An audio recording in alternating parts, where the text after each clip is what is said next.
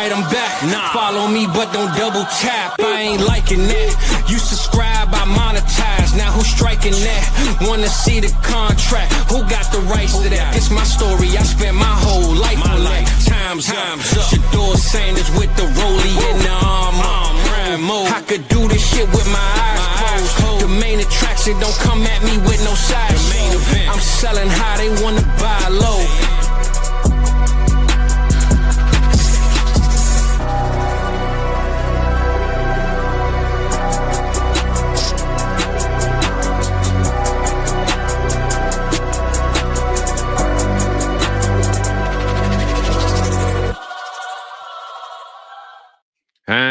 What's popping, baby? We in the building. Let me get a little bit of that intro background music or something playing, man. But what's good? How y'all feeling? How y'all doing, man? It's Tuesday morning on the cook up. We in the kitchen. Rock, what's good with you, Playboy? How you doing, man? Oh, damn, you're on mute. My bad, brother. There you go. See, now I got the controls now, so we can't click it too many times. But I'm feeling great, Fizz. I was gonna take a walk, but then I would have already been sweating my balls off after being out there for 2 seconds. Well, I'm gonna tell you this, not to cut you off, but I got my walk in this morning, man. I got my walk in this morning before you woke up because I said my boy inspired me, man. So gonna let you know I got mine in this morning, but it was all because you inspired me. You get so much walking in, brother. I got in about 7 o'clock. I got mine in, bro. But go ahead. I ain't mean to cut you off. Just had to let you know you gave me some inspo this morning, brother. That's awesome to hear. That's what we're here for, Fizz, is to be able to inspire each other and all the wonderful people here. So I'm excited for this show. We're going to be talking about the best NFC players, the best NFC coaches. Yeah. And then we're going to have more of a, maybe back and forth, maybe next show about AFC versus NFC. So this has been a great series. I'm super excited to go through the NFC this fine morning. Well, I say this. The one thing I do like about the AFC versus NFC is not nothing that you take in consideration when you drafting, but it's also something that it just enlighten you. Like when you look at your roster, like, damn, you know what? I do have more of this AFC or this NFC. You know what I'm saying? It's just something to give you that aftertaste when you drink something, you eat something, and then that aftertaste comes. This is what the NFC versus AFC is, because technically, it don't really matter. You just drafting the best player that you want to draft. But when you look at your team and you finally break it down, hey, maybe you start liking the NFC more. Maybe you start watching more NFC or AFC games. You know what I'm saying? So that's really all we trying to do is just bring in a little bit of extra of what you already know, but just make you think on both sides of the ball. And that's what we really here trying to do. So. Yeah. Man, I got Lamar Jackson, Derrick Henry, Mark Andrews. I guess I must love the Baltimore Ravens. That's what it's going to be like. Exactly. And like I said, I'm an NFC guy. I love the AFC and what they have. But when you look at the team and the landscape of positions, I think that's really the biggest thing to me. When I think of positions, which we'll get into, but I think AFC is quarterback to me. That top tier, it's a lot of quarterbacks in the AFC. But when we get down to them receivers, it's a little close, man. I know it's top heavy on the NFC, but the AFC, you got Ladd. We went to those last week, Nico Collins and BTJ and Travis Hunter. So I just think looking at it from East Coast, West Coast type thing, I don't mind doing it that way because, again, in your drafts, you really start appreciating and wondering like, damn, I do have more guys on this side. And maybe just like the NBA with the Eastern and Western Conference, more defense could be played on one side than the other. So, it all ties in at the end of the day. But I'm glad we're doing this series because I don't see it done nowhere else. And that's what we're here for, man, to bring the people what they don't already see. So, we're going to have a good show today, brother. Yeah, let's quit yapping. Let's get to the fine people let's say good morning to them. I want to let them sprinkle in a little bit, but since you're ready, we ready, baby. So my boy Jake, always pre-gaming. What's good? What's popping with you? Big dog Jake, I got to get up with you soon, man, but we glad you're here. Six Ring said he up in the club, man. He's going up. It's going up on Tuesday, man, but it's going up tonight, though, man. So this morning, we saying our prayers, and tonight, we're creating scenes, man. All right, it's a sinners club tonight, Playboy. All right. We got D Walk in the building. Salute to you, big dog. How you feeling, man? Joey Cheese Sticks said, "Let's go, man." You know how we do it, man. My boy Dynasty D in the building, man. What's good? What's popping? Good morning, my brother. He said, "Rock, man, you got a good floral shirt going on. It's sick over there, man." My boy actually had to take time to go change, man. So he made sure he looked good for y'all. Gotta look my best for you guys. And look, I'm out here with a damn NWO shirt, so clearly I didn't get the invite. You're already looking forward to tonight, with all the sin and violence You're tonight. Right, man. You're right. Damn. My boy Connor in the building, man. He said, "Let's go." Deep Sea. Oh, my boy Deep Sea in the building, man. Good to see you, big dog. I ain't seen you in a while, man. Good to see you. Patty Mills said, "What's good, family? Tapping in live in London." My boy that went from Ireland to London. Goodness gracious, boy, you living the life, brother. You are living the life, Pat, though. I gotta give you that one, man. You're out here doing your thing. He said it's 3 p.m. on a Tuesday. So, well, it's 10 a.m. over here, Playboy. But hey, matter of fact, let us know in the chat, man. How was that time different with you going in a different country? I know Rock just went to Morocco a little while ago, but have you adjusted to the time change and the time difference yet, man? Because being on here at 3 p.m., I'm sure seems crazy. But yeah, let us know how that time change has gone for you so far, Patty. It's feeling like it's been a while, bro. You must have been on like a 2-3 week trip, because I think last week you was in Ireland, if I ain't mistaken. So, hey, if you're going to do it like that, you got to spend at least 10 days plus, man. You can't just be out for 4 days and think you're going to enjoy your trip. So we glad to have you, though, Patty, man. And Eric Bryan is in the building. Once again, we appreciate you, too, bro. Yeah, man. We in the building, man. My boy Dynasty D said I'm flexing, man. I'm just trying to lay low and stay cool, brother, But we are, again, here to bring the NFC side of things, the ADP, your top dogs, the 156 of the, KTC rankings and other sites. And we're going to look into that, man. Quarterbacks, running backs, tight ends, receivers, and even the divisional look, the coaching. We're going to break down the whole NFC, man, and kind of give y'all, for those that like the NFC, those that might not know more about other teams in their division or the whole conference as a whole, that's the news, and that's what we're going to bring in here for y'all. So, but I will say this, though, Rock. I know we don't talk about it much, but before we get into that, man, we got to show a little bit of love, man, to the OKC Thunder, man. I got to bring it up. Your ex-team, you in like a love-hate relationship. I don't know if it's I don't know if it's an open relationship. I don't know, man. But you told me. No, it's not. I'm a one-team kind of guy. Okay. All right. Well, I know you say you roll with OKC, but I don't hear you talk much about how good they've been playing. You just roll with them. But hey, they won a championship, bro. That guy right there in the middle, Shea Alexander, man. He took the crown. I really wish Halliburton didn't tear his Achilles. I know they say that was awful. But I'm gonna be honest, Rock. A lot of analysts before the game said, "Hey, if that strained calf is a problem, don't play on it." A lot of people said it. I get it though. You as a player, as a warrior, a lover of your craft, you're gonna play through injuries no matter what. It's the last game. It's the last game of the season. What else is he supposed to do? I'm not knocking him. I'm just saying that when this stuff happens, though, you kind of got to be like, damn. But damn, I wish it did. You know what I'm saying? It's like you feel bad, but you kind of like, hey, bro, you risked it. You did what you had to do. It's the last game of the season, and hopefully speedy recovery for Hallie, man. The man hit like three pointers in like 30 seconds, bro. So he started off 9 points in like 50 seconds. So he was setting the tone for this game. And it's so crazy to think how when he got hurt, though, Rock. I don't know if you saw the game or how much you know about it, but when he got hurt, he hit those 3 threes, right? This takes me back to Kevin Durant. When Kevin Durant was playing for Golden State and he had that calf injury, he missed like 2 series. When he played against the Raptors in the championship, he was on fire, bro. I think he had like 12 points in the first quarter, cooking. And then that leg popped, man. So it seemed like when you got leg injuries and you're kind of wincing around and you start off hot, time don't play, man. Clay happened the same thing to Clay. Clay was hot. He hit like 4 threes in a row, messed up his leg. So it seemed like the warm up to this what could have happened or this what could have been, and then that injury bug just strike him, man. So shout out to Holly. I know we don't mean to overcast or overshadow the OKC Thunder, but I will say Shea Alexander, league MVP, Western Conference MVP, Finals MVP, and Rock. In case you didn't know, man, I wanted to bring this up to show you that not only are the OKC Thunder the 2025 champions, not only did they get through the Russell Westbrook, James Harden, KD era and trying to figure it out, not only do they have one of the youngest teams in the NBA, but this is pretty much how they got it, man. This trade right here, Paul George, Holy Shea shit. Alexander, and Rock. This what makes it even worse.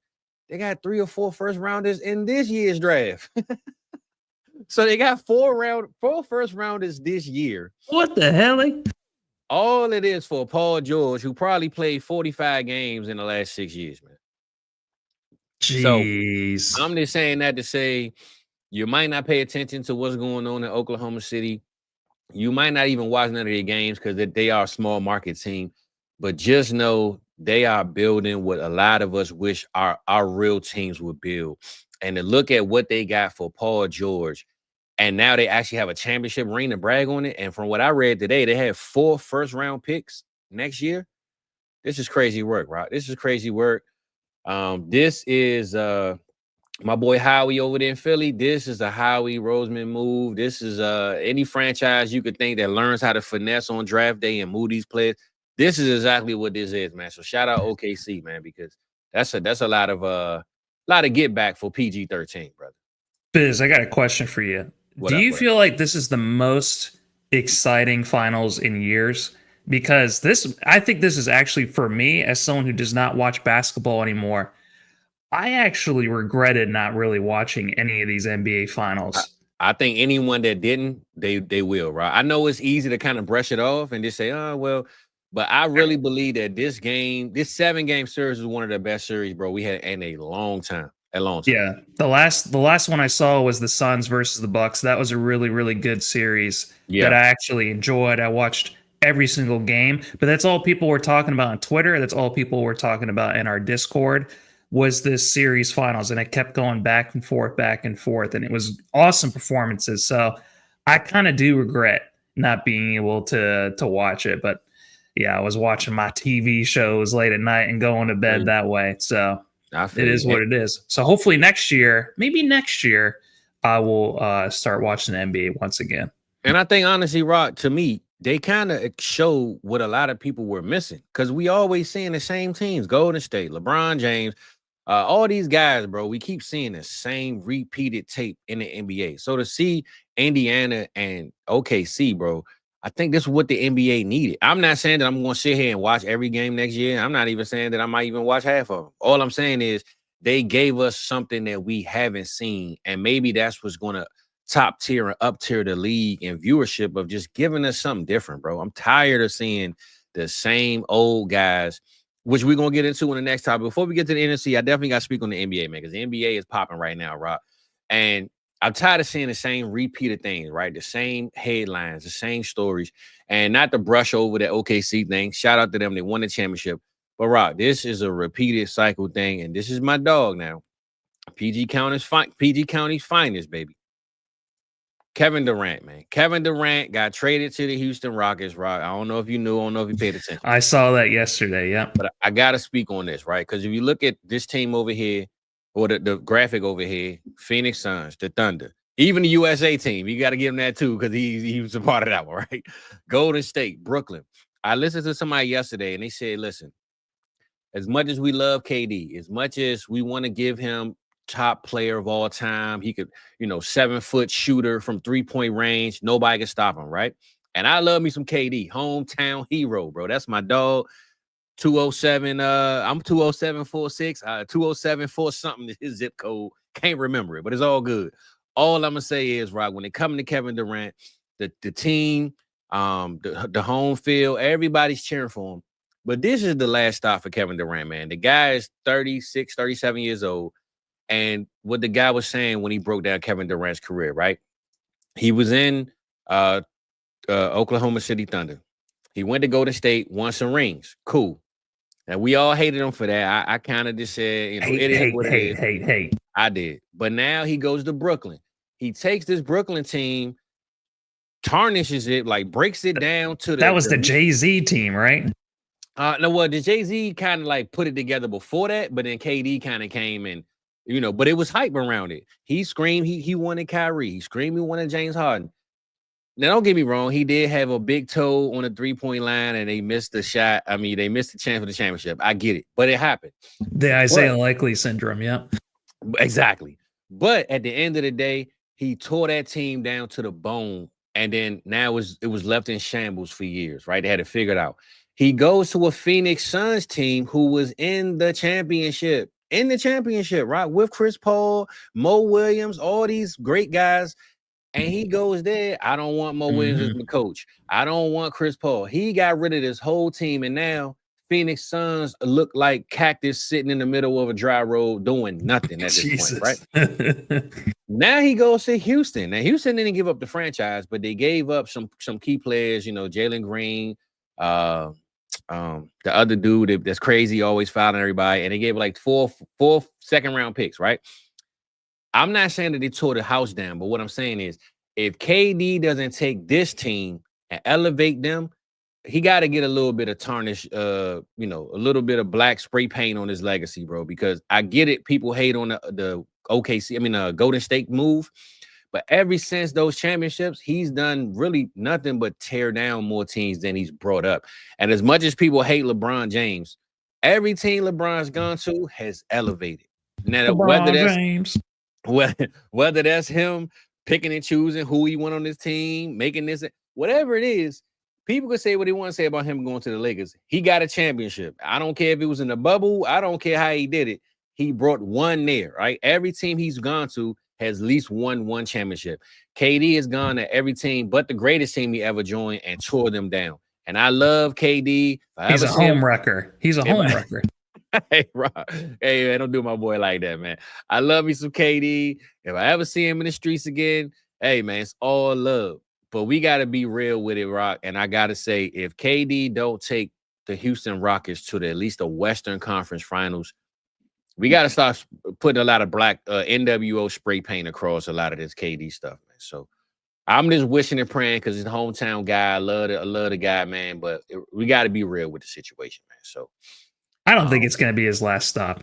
I mean, it's the same thing that's going to happen again. He's going to get traded again, maybe in another season. He'll probably get traded every year until he's done. Don't say that, bro. I don't say that, man. Look, here we go, 6 rings, man. Look, here we go, man. People always got to talk that talk, man. It is what it is, man. I know. Rinse, wash, and repeat. It's just like a washing machine cycle. That's all this shit is. I know. I just hate to see it, though, Rob, because I love me some KD, man. It's so funny because, like I say, he's from here, and I done seen him a couple of times just off the humble of not even knowing that it was him till I look like, what the hell is KD doing outside at 2 a.m. standing on the side of the street? Like, what is going on here? So, did you see him in line at Chick-fil-A too? No, but you know what's so funny? I seen one of his cars at the curry out. He just wasn't driving it. It was shout out, rest in peace, his brother Cliff. Cliff was driving it, but yeah, like I said, I didn't see KD outside of a club, bro. This is when he played with OKC. And this is, man, way back in the day, right? This is 2-3 in the morning. He had one of those, the 50 Cent from Get Rich or Die Trying Benz, the white junk, man. That thing was clean. He was sitting on the car, just chilling. This is K Street Lounge, for those that know. K Street Lounge. I'm out there, right? This is back in the heyday when your boy was really out in the streets, man. I came outside, seeing KD just chilling on the car like it was just a regular dude. I'm like, man, this dude is wild, man. But shout out KD, man. Always my dog, man. Always going to rep for him. But yeah, man, we got to get KD together, man. He got to put a little bit of responsibility. I know he hate arguing with the fans on Twitter. He got to put some responsibility on himself and say, you know what? I haven't been the best KD I could have been, man. So, but they do have the nice coach. What's his name? Aoki. I forgot his name. Hey, listen, man. All I know is when you mess up Nia Long, you did something wrong, Playboy. So I forgot his name, but he is a great coach, no matter the less, man. So shout out to him. Hey, look, Patty, I'm gonna keep it 100 with you. Trading for Bradley Beal was the worst move ever. They don't even want Beal no more. Beal said, I'm not trading. You're not trading me, so either cut me and pay me. And Rock, just before we move on, imagine in the NBA, you have the balls to have a $2 million contract, and the team doesn't want you anymore, and you say, listen, I don't care because I'm gonna stay here. You can buy my contract out, and then I'll leave. Just imagine if the NFL had stuff like that, bro. This is just crazy work. to have a $200 million contract and literally say, you can buy me out, but I'm not leaving. Like, it is what it is, you know? The closest the NFL gets to being a clown ass league is the Cincinnati Bengals not paying their players. That's it. This is true too. And that might have I don't have enough for that, but we will get into that soon. Because that is crazy, man. And hey, man, you know, we got Cooper Flag, J Jack. I ain't gonna lie, I became a Spurs fan when Luka left, man. It was what it was, but I might be back, man. I'm planting the flag on the Coopers, man. All right. We're gonna hold it down, big dog. We're gonna hold it down, man. Before we move on, D-Wall, he said to the casual NBA fan, KD is a tough read. He's supposed to be world-class, top 3-4 player ever, but his career so chaotic is married to the team. Yeah, and that's you speaking everything I just said, D-Wall. 100%. This guy could be a top 5 player of all time. I believe even if he just went to a losing team, right? If he just lost out, it is what it is. But keep trading to different teams and still not performing, bro. It's putting a lot of, like I said, that black spray paint, man. Call Hulk Hogan, man, and spray the belt, man, because it ain't looking good, man. You know. So I had to bring that up though, Rock, man, because those 2 topics that was on my mind this morning when I woke up. But it is what it is, brother. It's football time. It's NFC time, and we gonna get what they came for. I know you tired of talking about it, but I had to bring it up, bro. No, it's totally cool because I'm learning more about the NBA. So hopefully next year, maybe I'll get back into it. Maybe that's a hard maybe. Maybe I'll get even more than the NFL. We'll see. All right. Well, guess what, man? It's time for the NFL to the NBA to Halliburton. What the hell? All right. We on to the next thing, baby. Oh, damn, it's on repeat. My bad. We on the bigger things now, man. All right, we going to the NFC. And Rock, I did not forget to put the graphics up this time. I know last week I had made my NFL AFC graphic, forgot to like halfway through the show to bring it up. Boom, we here, we good. We all man, gravy. Look at that freaking graphic. That looks sweet. We all gravy, baby. So we back, man, to the show at hand, the NFC Beast. Today we're gonna go through the top 156 and ADP of the NFC side. Some of your favorite players you love, some of the ones you hate. We're gonna do division rankings, even gonna do coaching rankings, man. I know we can't go through because I thought about this, Rock. When you gave me your coaches list, and how many names did we have on the coaches list? I mean, not names, but how many spots were we given? Top 10 is the top tier, then the middle 12, and then the bottom 10. Okay, so that's for the coaches, right? Yep, that's for the coaches. Well, I'm gonna say this, bro. It's too many coaches, man. I think we just go top 12, bro. Everybody else don't matter, man. We just gotta go with this. Let's say 16. Let me see. No. I'm in the NFC side though. I'm in the NFC side, not the all total. I'm in the NFC side. Well, there's only 16 left, dude. I know. All right. So for the top 10, the top 10, there's still 1, 2, 3, 4, 5, 6 spots left. But we'll just keep doing what we're doing. That way, by the end of it, you're right. Yeah. My bad, brother. I ain't mean to throw you off. Trying to change the recipe mid-cook. Hey, look, you're right though, Dynasty, man. Jay Higgins got that guaranteed contract in the second round. First time that happened. So, but yeah, man, it's NFC's time, baby. We in here. As you know, I have the NFC side. Me and Rock are going to put together a little graphic of the AFC versus NFC, his top tier dogs. Who he would draft at each position. We got 2 quarterbacks, 3 running backs, 3 receivers. I think like 2 flexes and a super flex just to add in that extra quarterback spot. So it's going to be a duel. We're going to bring it up, man, at some point, probably next week. But this week, we're going to talk NFC, see if we can break down and change some of y'all minds about your division and the people in these conferences. So where we starting off, right? We're going to players, we're going conference, we're going divisions. Where we at, Playboy? So we're going to start off with the NFC East. Okay. And let's start off with the coaches. So the Eagles have Nick Sirianni, fresh off a Super Bowl win. Vegas has them at 11.5 wins. They're at the top of the division. Fizz, can you guess where Vegas has ranked the rest of the teams? In the NFC East? In the NFC East. So what about the Commanders? How many wins do you think Vegas has for them? I'm going to give them 10.5. Vegas has them at 9.5. Okay. What about the Cowboys? I'm gonna give them 9. 7.5. And you know what? I did that. I was gonna say actually 8. because if the Commanders is at 9.5, I know they have a 9. I'm gonna say 9 because I'm gonna stand on the business, brother. But 7.5, come on, man, hold up, bro. What They're the not. hell? Vegas is not excited about this Pickens trade, I guess, as much as we are. Maybe it's that run game. What the hell is going on, man? It's probably because of the defense, Fizz. It's probably because the defense is kind of, it is what it is. And then the Giants are at the bottom, tied with like the Browns and the Saints at 5.5 wins. Yeah. So let's go through the coaches. Where do you put Nick Sirianni in the pantheon of coaches in the NFL? It's so funny, bro, because Nick, to me, I used to call him a joke, man. I still think he's a joke at times, right? Yeah. So the actual coaching side of him is kind of shaky with me because I don't know how great of a coach he is, but as a guy, just like a locker room presence, like a guy that just stands up for his players and he just ride or die with them. I love his moxie, man. I love, how he acts and how he reacts. I know he does crazy things with fans in the stands and stuff like that. I mean, he won a championship. He's always in the championship. He's been always He's been to 2 championships. He's always around, but his job was on the bubble even after doing the first one, right? So I'm gonna say he's top tier. He has to be, but he's bottom of the top tier. He's definitely I'll put his ass in. When I think of him, I don't think of him with those McVays and O'Connells like we speak about. I gotta say that he's still top tier because he has an NFC championship, 2 NFC championships, and a Super Bowl. But I wouldn't put him as that guy that if I started a franchise today, I'm calling Sirianni up, Yeah, I think he's one of those guys that, knows his weaknesses, and him and the GM understand that they have to surround themselves with the best coaches at OC and DC. So I think this is a perfect example of coach and GM tag team. Like GM and coach. Like when you think of Sirianni, you think of Howie. I don't think you could think of even the Philadelphia organization. You can't bring up anything but Howie at the head front, and then you start tearing down to everyone else. Yeah, so I completely agree with that. This is GM and coach, head coach relationship 101 for sure.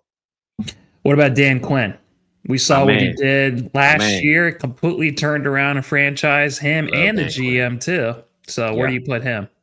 Well, in my heart, bro, I hate him because he left the Cowboys, but I totally understand it. I tell people all the time, Rock, I think when Denver called for him, when John Elway wanted him, he said no. And I think he said no because think about that defense at Denver. You mean tell me he didn't want to coach that defense? He definitely wanted to go there. But I think he thought the Cowboys were going to give him that job. And when they didn't and kept McCarthy, he said, all right, man, I'm going to give y'all one more year and I'm out of here. And he ended up going to the enemy, man. He went to the ops. And he had the number 3 pick, and he took Jayden, man. And I'm going to just say Dan Quinn, I can't give him the coach. It's kind of hard, Rock, when you don't know these guys. Like, defensive guys are always hard to put at the top because we don't really respect defense. No disrespect to them, but we don't respect them when it comes to the play calling and all of this stuff because we look at these genius minds of the offense and these plays that they call.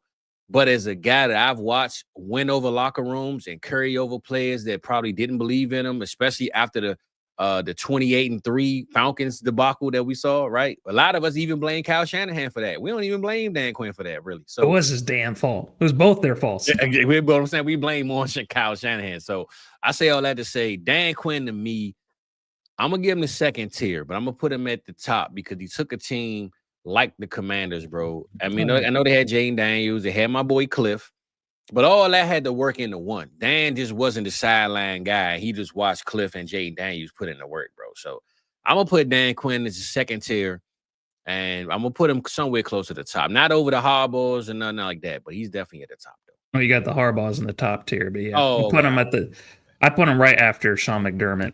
What about how about your new head coach that you're so excited for? You haven't said anything negative about him. You were super excited for this hire, Brian Schottenheimer. Where do you put him at? Who was really high about this guy? Fizz, that's all you were talking about. You were super excited for him. There is nothing negative you said about him whatsoever. Run the take backs, brother. But I will say, for the Schottenheimer bloodline, man, I'll give him a little star, but he got to prove everything to me that he hasn't done. So he's at the bottom of the bottom, bro. Like, bikini bottom right now. So oh my God, that's we really gotta, bottom. yeah. He's by the chum bucket right now. We got to get him to the Krusty Krab, and maybe he can work his way up, man. So bikini bottom for me.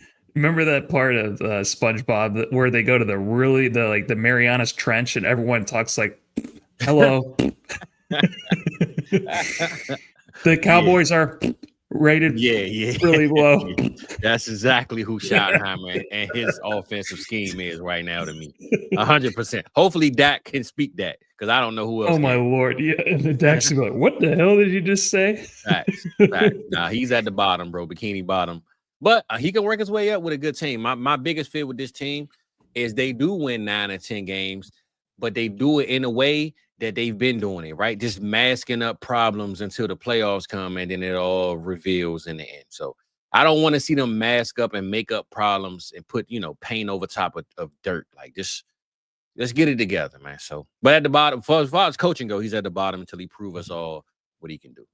All right. What about Brian Daboll, the quarterback whisperer for Daniel Jones? I'm not gonna lie, Rock. It was easy for him to do it in Buffalo because he had Josh Allen. So far, we haven't seen him in New York do much. So he's at the bottom, but top tier bottom. He's top of that. He's at the end of the parade on the floaty. And put him by Mike McDaniel and Aaron Glenn. So cool. I will put him over Aaron Glenn, honestly, respectively. But he still has to step up and show us if this Jackson Dart situation works. He's definitely moving up, So he got to prove to us that all this, coach guru, quarterback whisperer stuff is really real. So, all right, let's go through the players in each of these teams now.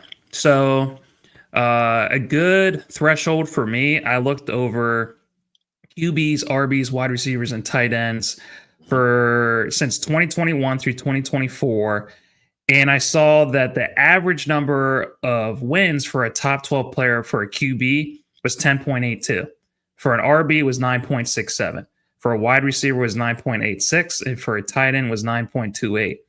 And I say that all to say because I believe that there is a correlation between the top teams and also fantasy outlooks and production throughout the season. That's one of the main things why we're going through this exercise.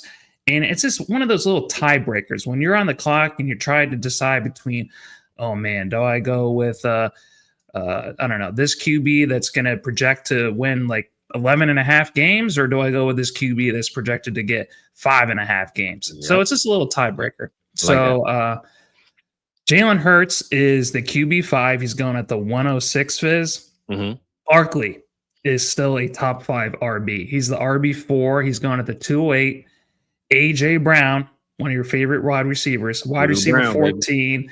He's going at the 310. Our dude, Devontae Smith, is the last Eagle in the top 156. He's the wide receiver 20 in the 511.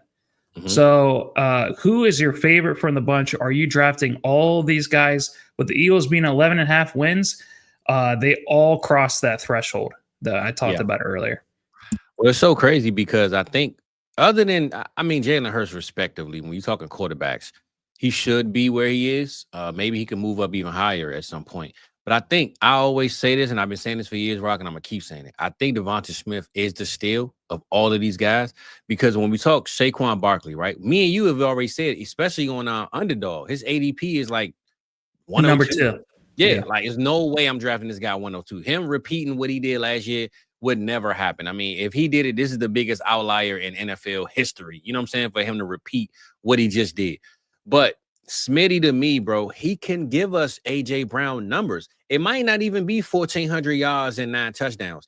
It could be 1,200 and 8 touchdowns, but it's so close enough that I'm willing to skip on AJ Brown and get another receiver or running back, or A-Chan or someone like that around that range and still come back and get Devonta Smith. So for me, I'm going to always shoot to pass on guys that are at ADP or higher than what I believe they are, and just go for Devonta Smith, who I know for sure can give me the same production, a little, maybe 80% of it, but close to it, just at a cheaper cost. So if I'm there, I'm definitely going to respectfully take him. But if I had to go through the skill players, Devonta Smith for me is a guy that's always a steal because of where he's at on the great offense that he is. But I like what you did with the knowing that the team has 11 wins and they're going to score enough points that I'm taking Smitty over this other guy who's on a 6-win team, but he's the number one on his team. You know what I'm saying?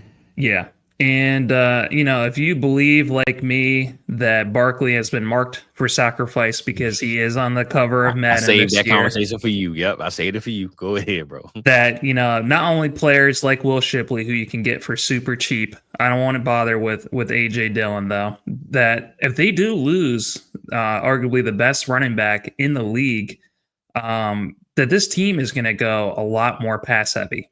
So I love Jalen Hurts for this upcoming season. I love Devontae Smith. Maybe you can even sprinkle in there Dallas Goedert because he's gone way too low. I'm very surprised with how low. He's not even in the top 156, Fizz. Right. We all didn't even read his name. And it didn't happen. But it's like we forgot that he didn't get traded. You know what I'm saying? Yeah.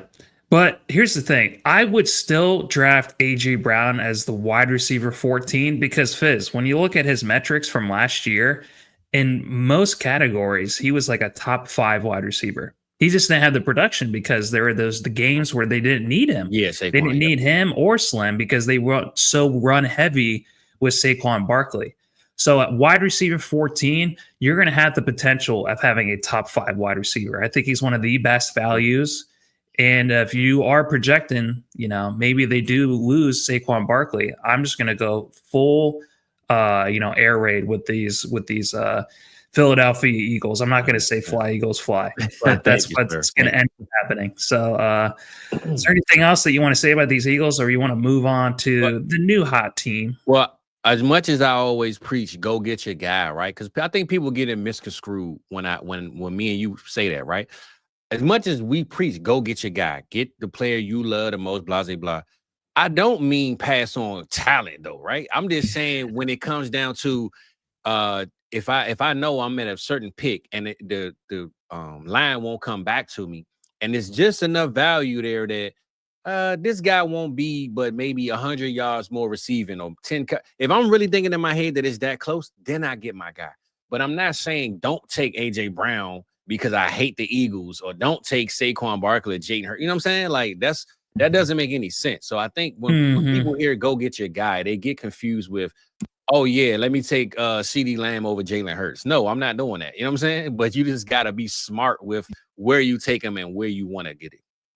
You know why we say go get your guy, Fizz? It's because we have really good taste in players. Other people, it only works for people if you actually like really good players, and we love the best players in the NFL. Because sometimes your guy is literally the player that's on your favorite team. It's not like other players that are good. You know what I'm saying? So yeah, I'm never going to preach go get Jake Ferguson over TJ Hawkinson. Like, no, I would never say that. But I'm just saying go get your guy. Meaning, if it's CeeDee Lamb and Malik Neighbors, and me knowing that they are this close, I'm gonna take CeeDee Lamb because that's my guy. Now, if I give Malik Neighbors, I'm not mad, but it just got to make it make sense. So I don't get the phrase "get your guy" confused, because again, what you just said about the reason why I brought it up is because you saying what you said about A.J. Brown. As much as I always pass on him, right? If it makes sense to take him, I'm going to take him. I'm not going to pass on the guy. You know what I'm saying? I just know that if it's someone there that is actually my guy and AJ is there, I'm going to try to get Smitty later if I really want a piece of this Philadelphia offense, because I believe that they are close and similar when it comes to big games and Jalen Hurts actually throwing the ball. But if A.J. Brown makes sense, I don't give a damn what team he play for. I'm going to go draft him. So get your guy, but make it make sense when you go get him. I completely agree. All right, let's move on to the Washington Commanders. Take command. We have Jayden Daniels at QB2, 102. We have Terry McLaurin at wide receiver 23, 607. Yeah. We have B. Robinson, not Bijan Robinson, Brian Robinson, an RB 27, 912. And we have Deebo Samuel at wide receiver 51, 1110. I remember the first year that we had both Bijan and Brian Robinson, someone accidentally traded like a first for Brian Robinson or something really crazy. And he's like, oh shit, I traded for the wrong B Robinson. Hey, you got to look at them profile pictures, man. You can't be reading names, man. Yeah. So, okay. So at the 9.5 wins, the only player that meets the threshold is Brian Robinson, RB27. Yeah. Who are you drafting from this team? I'm still going to draft myself, Jayden Daniels. I'm still going to draft Terry McLaurin. I know a lot of people are talking about touchdown regression for Terry McLaurin. It is, and they're right to say that because it's not a very sticky stat. You can't look at necessarily if a lot of a player's production comes through touchdowns. You should see a little bit of a dip, but Fizz, outside of Deebo Samuel, who's only healthy for half of the year, I still feel like he's going to be the main focal point for this offense because they didn't upgrade the running game. They, which was a huge weakness, especially towards the end of the year. I feel like Eckler and Brian Robinson really let down this team, especially during the playoffs. It was all Jayden Daniels through running and passing, and it was all Terry McLaurin. Zach Ertz, I think, was lightning in a bottle last year. I don't think we should expect that old man to have that Herculean effort like he did last year, where he was a top 12 tight end. But outside of those guys, who are you drafting from this team that you don't mind drafting whatsoever? Well, the reason why I can't get Jayden Daniels is because he's going 101 in every draft. And I'm just that much of a Lamar guy that if I have to pick and choose, I'm going to take Lamar. I'll just say this. If I'm in multiple leagues, multiple drafts, and I just got Lamar, I'm going to take Jayden Daniels just to kind of switch it up. But me personally, I'm taking Lamar over him right now because I've seen it consistently. And Jayden is only giving us 1 year. I'm not saying he can't do it again and again and again, but I'm just taking Lamar because I trust what I've seen and what I believe the MVP of the league 2 years in a row, should have been 3, can give us. But outside of him, I will say it's been times with Terry McLaurin and underdog drafts, I'll take McLaurin. In Dynasty, I think he's around some guys like Addison that I might take over him. So I know me and you had a debate when we was drafting a team together, and I was like, man, I'm going him. And he was like, nah, go him. So I just think McLaurin for me in Dynasty is going close to other guys that I want. But in redraft 2025 for this year, I'm definitely taking McLaurin over those guys because I believe instant impact is going to come right away versus some of those other young, youthful guys that be around a little longer. So McLaurin is going after Worthy and Zay Flowers. He's going before Olave, DJ Moore, Addison, Ibuka. Okay. So Addison, I know definitely for sure you're taking over him. Are any of these other wide receivers you're going to take over at Terry McLaurin? I probably would take Zay and Worthy too. Okay. Now, when we're talking to DJ Moore, and because DJ Moore is not a spring chicken either, right? He's been around for a while. So I would take McLaurin at that gap point. I would take him there. Addison, for me, is just in an offense that I'm always going to bet on. And I'm pretty sure they at like 10 wins, maybe, or maybe 9.5. So I'm going to roll with the younger guy and the youth of taking a number 2 receiver over I was going to say T-Mac for a second, over Scary Terry, and go ahead and just take Addison. So. But it's close, though. It's close. But outside of him, Robinson, I've been passing on in every draft. I think I'm going to take an Aaron Jones over him if I had to.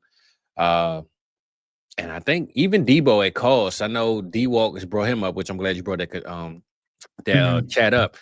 I just been passing on Debo, man. Maybe I'm just sleeping on him. Maybe I don't trust him. Maybe I just think he's going to give me 5, 6, 7 games of production. I don't know, but I just been passing on Debo, bro. I can't really explain why. It's just when I see his name, I have yet to click on it. So the guys that are going ahead of him are Pittman and Jacoby Myers. The players going after him, Calvin Ridley, Jawan Jennings.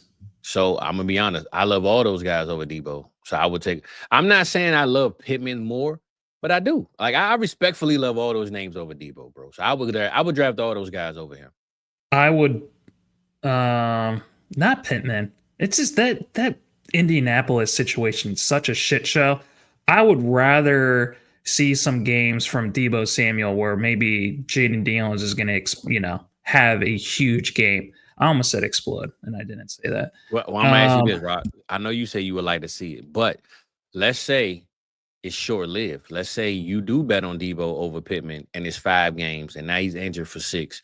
But Perfect for a best ball team. I don't because Pittman, how many blowout games is he gonna have? He didn't have like any last year, maybe like 2. Debo Samuel. I think I don't know, Rob. I know. I get what you're saying. I'm not trying to argue with you on the Pittman thing, but I just think Pittman is just in a bad situation. He's almost in the DJ Moore situation where his situation is bad. DJ Moore, for him, was always productive, though. If Pittman can get out of that way and just get sent to a Pittsburgh Steelers with Aaron Rodgers, or Pittman just needs to go somewhere with that's exactly why we're going through this exercise, because we're talking about situations. We're talking about the coaches. We're talking about the teams. We're talking about how the projected wins. All those things are much worse in Indianapolis compared to Washington. You're right. So that's the reason why. You got that one. You got it. I give you that one. Well, I'm still taking them over Debo, but you got it. You win that one. I give you that. But as a talent, Michael Pittman is awesome. For sure. I mean, like, he's really, really good. It is unfortunate where he's at right now, but it is what it is. All right. It is. You're right. Let's move on to your boys, the Cowboys. We got CeeDee Lamb, wide receiver 4. He's going at the 201. We have Dak Prescott, QB 21. Fizz, probably one of the most egregious things that has happened in this offseason is how low he is. He's going at the 605. Pickens, wide receiver 32. He's going at the 712. We have Ferguson as the tight end 15. He's going at the 1109. We have Javonte, RB 41. I think he's the lowest starting RB that's in fantasy right now. And then we have his dude, Jayden Blue, RB 42. His own only 3 picks later. That's my boy Blue, 1310. So, are you drafting all of these guys, Fizz? Do you have a favorite? Which ones? Well, I'm going to just keep it short with this team, bro, and say, one, the fact that you said 201 with CeeDee Lamb, right? This is what I said 2 years ago. I felt he was a receiver 1. I mean, a little bit of fandom came with that, but he achieved the goal, right? He became receiver 1. Now, a year later, he doesn't get it, and it's without Dak Prescott. It's with a whole another quarterback, a whole different debacle of a team, and he drops down from the 105, 106 to the 201. This is the same receiver, bro. The situation got better. Dak is healthy coming into the season. How does CeeDee Lamb drop to the 201 when people that just saw him break out wanted him at the 105, 106 just 1 year ago? It's crazy for me. Because Malik Neighbors is the new hot thing. That's the reason why. I get it. And I know Justin Jefferson, right? He's going through a new quarterback, a rookie quarterback, and we still elevate him to where he is. And respect to Justin Jefferson. Love the guy. I'm just saying it kills me. And I told you this, and you said that Cowboys are the most talked about team. That's why people don't want them, because they hate on the Cowboys, right? I try to tell you this, Rock, all the time. If CeeDee played for the Minnesota Vikings, he might be receiver 2 right now.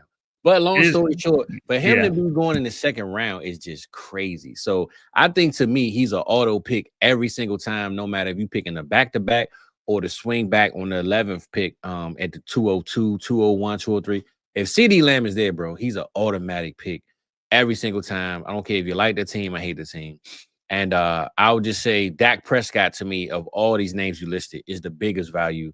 Shout out to EV over there, America's Game. You and him had a show last week talking about sleepers, and EV brought up Dak. And for him to be at the QB 21, bro, that is crazy work, right? We saw Baker Mayfield end up in like the top 5 in a bunch of weeks. You mean to tell me that Dak Prescott with a healthy CeeDee Lamb and now having George Pickens, Jake Ferguson, a better offensive line, and a defense that people don't trust? You mean to tell me he can't put up 40 points a game every single week and be a top 10 quarterback in fantasy? That's crazy, man. So the biggest value to me is Dak, but that CeeDee Lamb 201 is crazy to know that he's falling to the second round behind certain guys.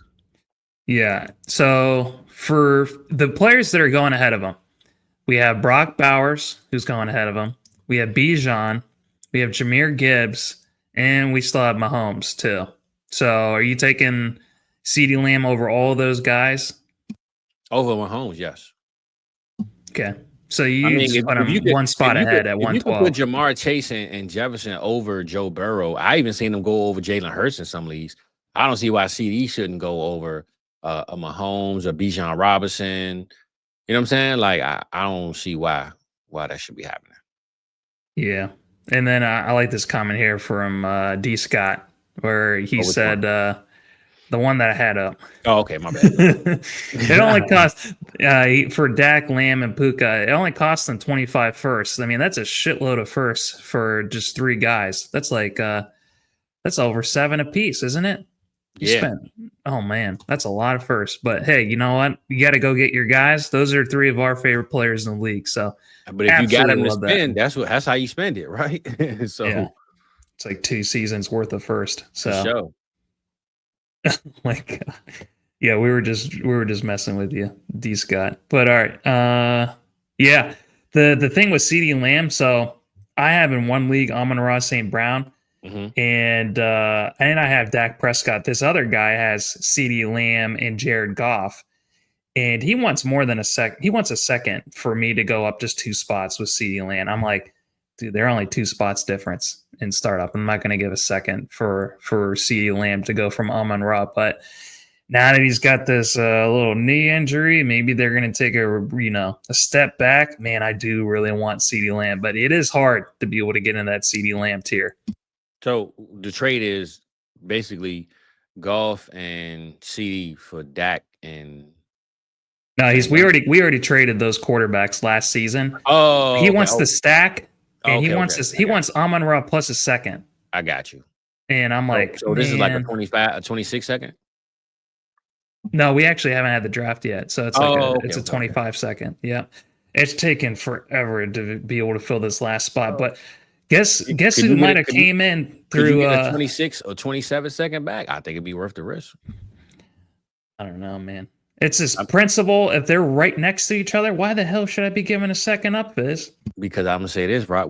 I just talked about how just because they're going next to each other, CeeDee isn't a second round pick though. He's not a 201. He's a 106, 109, 110.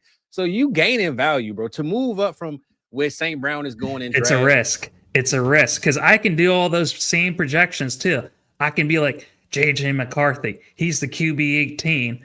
But he really should be going like QB 10 or something. So start charging those prices. Well, I'm going to say this. If you giving up a second, but getting a second back in the future, I think that makes it a little more even for the conversation. So if I really wanted to do it, I wouldn't just do it straight up. Who the hell's going to do that, Fizz? Who the hell gives a second and gives a second back? You get one later, brother. Pocket one, I never heard that before, but all right. I never thought of it. He ain't doing it. So I understand it. I feel it. But man, I really do want CeeDee. That's what I'm saying. So you better do it. Hey, do you want some goat? You want some gyros, or do you want the sun raising gods, man? Which one you want? You want raisins or you want some gyros, man? Figure it out, brother. Either way, make it happen. I remember going to Morocco and being like, "Hey, Dad, can we get some euros?" And he's like, "What? What the hell are euros? You mean gyros?" I'm like, Dad, that's not how they say it. Some people say euros. I say gyros. When I was in Georgetown, gyros is what they called it. So I called it some damn gyros, man. My dad being Arab, man, and then him saying gyros, that just speaks to how Americanized he's been. He's been eating McDonald's and Subway on his birthday every year the last 30, 40 years. And he's saying gyros now. Gyros, all right, baby. What up, Big E? Let's move on. Yeah. Also, too, real quick before we move on, I think my favorite of the bunch outside of Prescott is Pickens. I think at wide receiver 32, I would not. I wouldn't be surprised if he gets closer to that wide receiver 24 range. Like he just moves up a whole tier because he got a lot to prove this year, bro. 1 year deal. I think. I'm not saying George Pickens has been like the most outlandish player throughout the years, but look at his quarterback situation. Look at the team around him. I think this year, him being who he already is and betting on himself, not asking for money, and the Cowboys not really begging to pay him, I think Dak, everybody in Dallas is put on notice that it's that year to step up, whether injuries are involved or not. And I want to see George Pickens take off. And I really believe the same way we talked about A.J. Brown and Smitty, I don't see how this can't be the same thing. And Dak is going to throw the ball more than Jalen Hurts will. So I think George Pickens right now this year, bro, that 31, 32 range is definitely not it, man. It's a steal if you get him where you get him.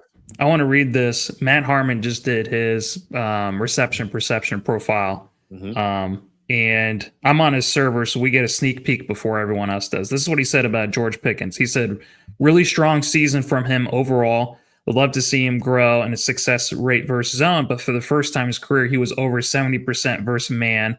And the most important thing is him operating as a pure X wide receiver.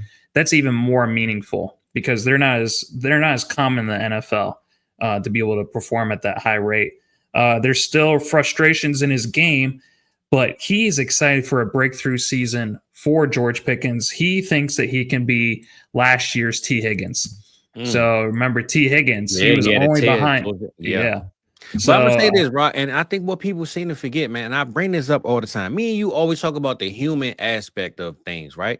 I think people forget George Pickens has always been alone in that receiver room. He never had a big homie, a big bro, a guy that can really show him and sit him down and say, hey, you are a good player, but this is how you harness all of that extra stuff that you're doing. I think CeeDee Lamb can do that.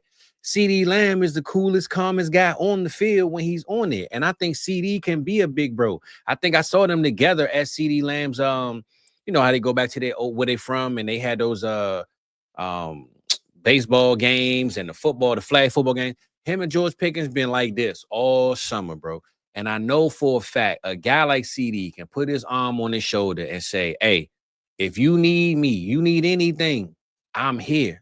I think a lot of guys like George Pickens, who we all think is a little crazy at times, they need guidance from other guys. And you can't disrespect a loose cannon like George Pickens to go in the locker room and just change overnight. You need someone to look up to, and I think CeeDee Lamb is it. I think people forget the human aspect of these things, right? They just look at the numbers and forget that George Pickens is a human that need guidance like everybody else, bro. He needed a change of environment. He did.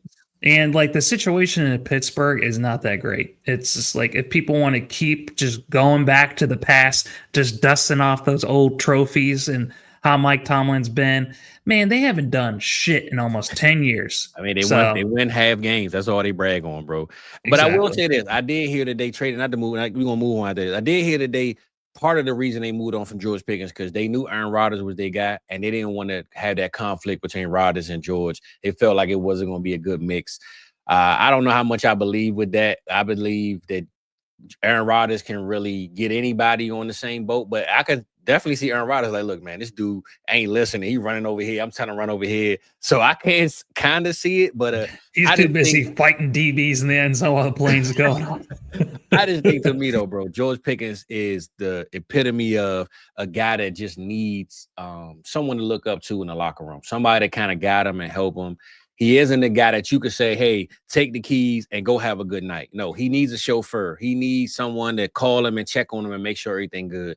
And I think he has that in Dallas. So I'm glad he's here, man. I wanted him draft night. I pulled up my tweet and we didn't get him. Now we here, baby. That's what I like to hear, Rock. So let's go ahead and go to this bum Giants that you saved for last. You should have saved us for last, but we're going to the Giants, man, and we're going to see what they got, man. Big New York pieces and rats is all I see going on in the big house. Oh, my God. Rats. Go ahead. We got Malik Neighbors, wide receiver 3. He's gone ahead of CeeDee Lamb. He's at the 110. We got my dude, Jackson Dart. He's the next one up. So they go all the way from 110 all the way to the 806 before you get the next Giant. Then you got Scattaboo, RB26, 903, and then almost a full round later, actually a round and a half later, is Tyrone Tracy, RB31, 1008. So outside of Neighbors or any of these other guys, people you're going to be targeting? Well, I don't know how much of Neighbors I'm going to get either, Rock. I feel like because you're going to be getting CeeDee Lamb at every one I think of those. you know what I'm saying? So I'll say this. If CeeDee gone, I'm definitely taking Neighbors. But I will say Scattaboo is your guy. I do like him. But I think the hype is getting a little bit too overdrawn for me, Rock. I think when I look at what Tyrone Tracy did, other than the fumbles, man, he had a solid year, bro. He wasn't the worst running back in the league. And I don't see how the Giants just say, all right, we got Scattaboo, you out of here. You know what I'm saying? Like, I really think he's going to stay and put together something this year with Scattaboo coming in. My fault, I hit my mic. I don't know that. I'm over here getting too animated. But I'm just saying that to say Scattaboo, to me, the hype is just too real right now. I think that's a guy that I will want to buy later after seeing a couple games and him not maybe doing what people think. But as far as this team go, it's really Malik Neighbors for me, man. All the other pieces they just come in where they fit in. And if it ain't Neighbors, I'm gonna just get the other guys at lesser value than what everybody else want them. So Yeah, I'm the same too. I love Malik Neighbors as well. I got my first share of him in an auction. Spent as much as other people did on Jamar Chase and Justin Jefferson. I am going to put him in that tier. Adam's been talking about Malik Neighbors all off season long. So yeah, I think he had the highest for a rookie points per game like in history. I think the only other he led his target, so he should, right? He broke the record till Brock Bowers came that night. Yeah, I think it was I think in the last 10 years. I think of all time, actually, yeah, that's what it is. All time, I think it's Randy Moss, his rookie season. Okay. And if you look at less than 15 or 16 games, there was a 12-week stretch that OBJ had where he averaged like 24 points per game. Which is absolutely, I think he had the greatest stretch of any rookie wide receiver in NFL history. So, but yeah, outside of Neighbors, I think I want to be taking some shots at Dart, just at QB 25 prices. Yeah. I think I have to do that. Brush him off, but yeah, I'm with you. But I have 0 shares of Scatabo. I haven't been able to get him in. As much as you've been preaching and love, I think people know that this is the problem with doing content, Rob. Any draft you're in, if people know that you're coming up, they're gonna take him in front of you every time. They know you they say, hold up, Rock, he ain't gonna make it back to me. Rock gonna take him. So I'm gonna take him. And maybe whether they trade with you or they just hold him hostage from you. Doing content definitely puts you in that bubble of you ain't gonna get your guy, bro. It is what it is, man.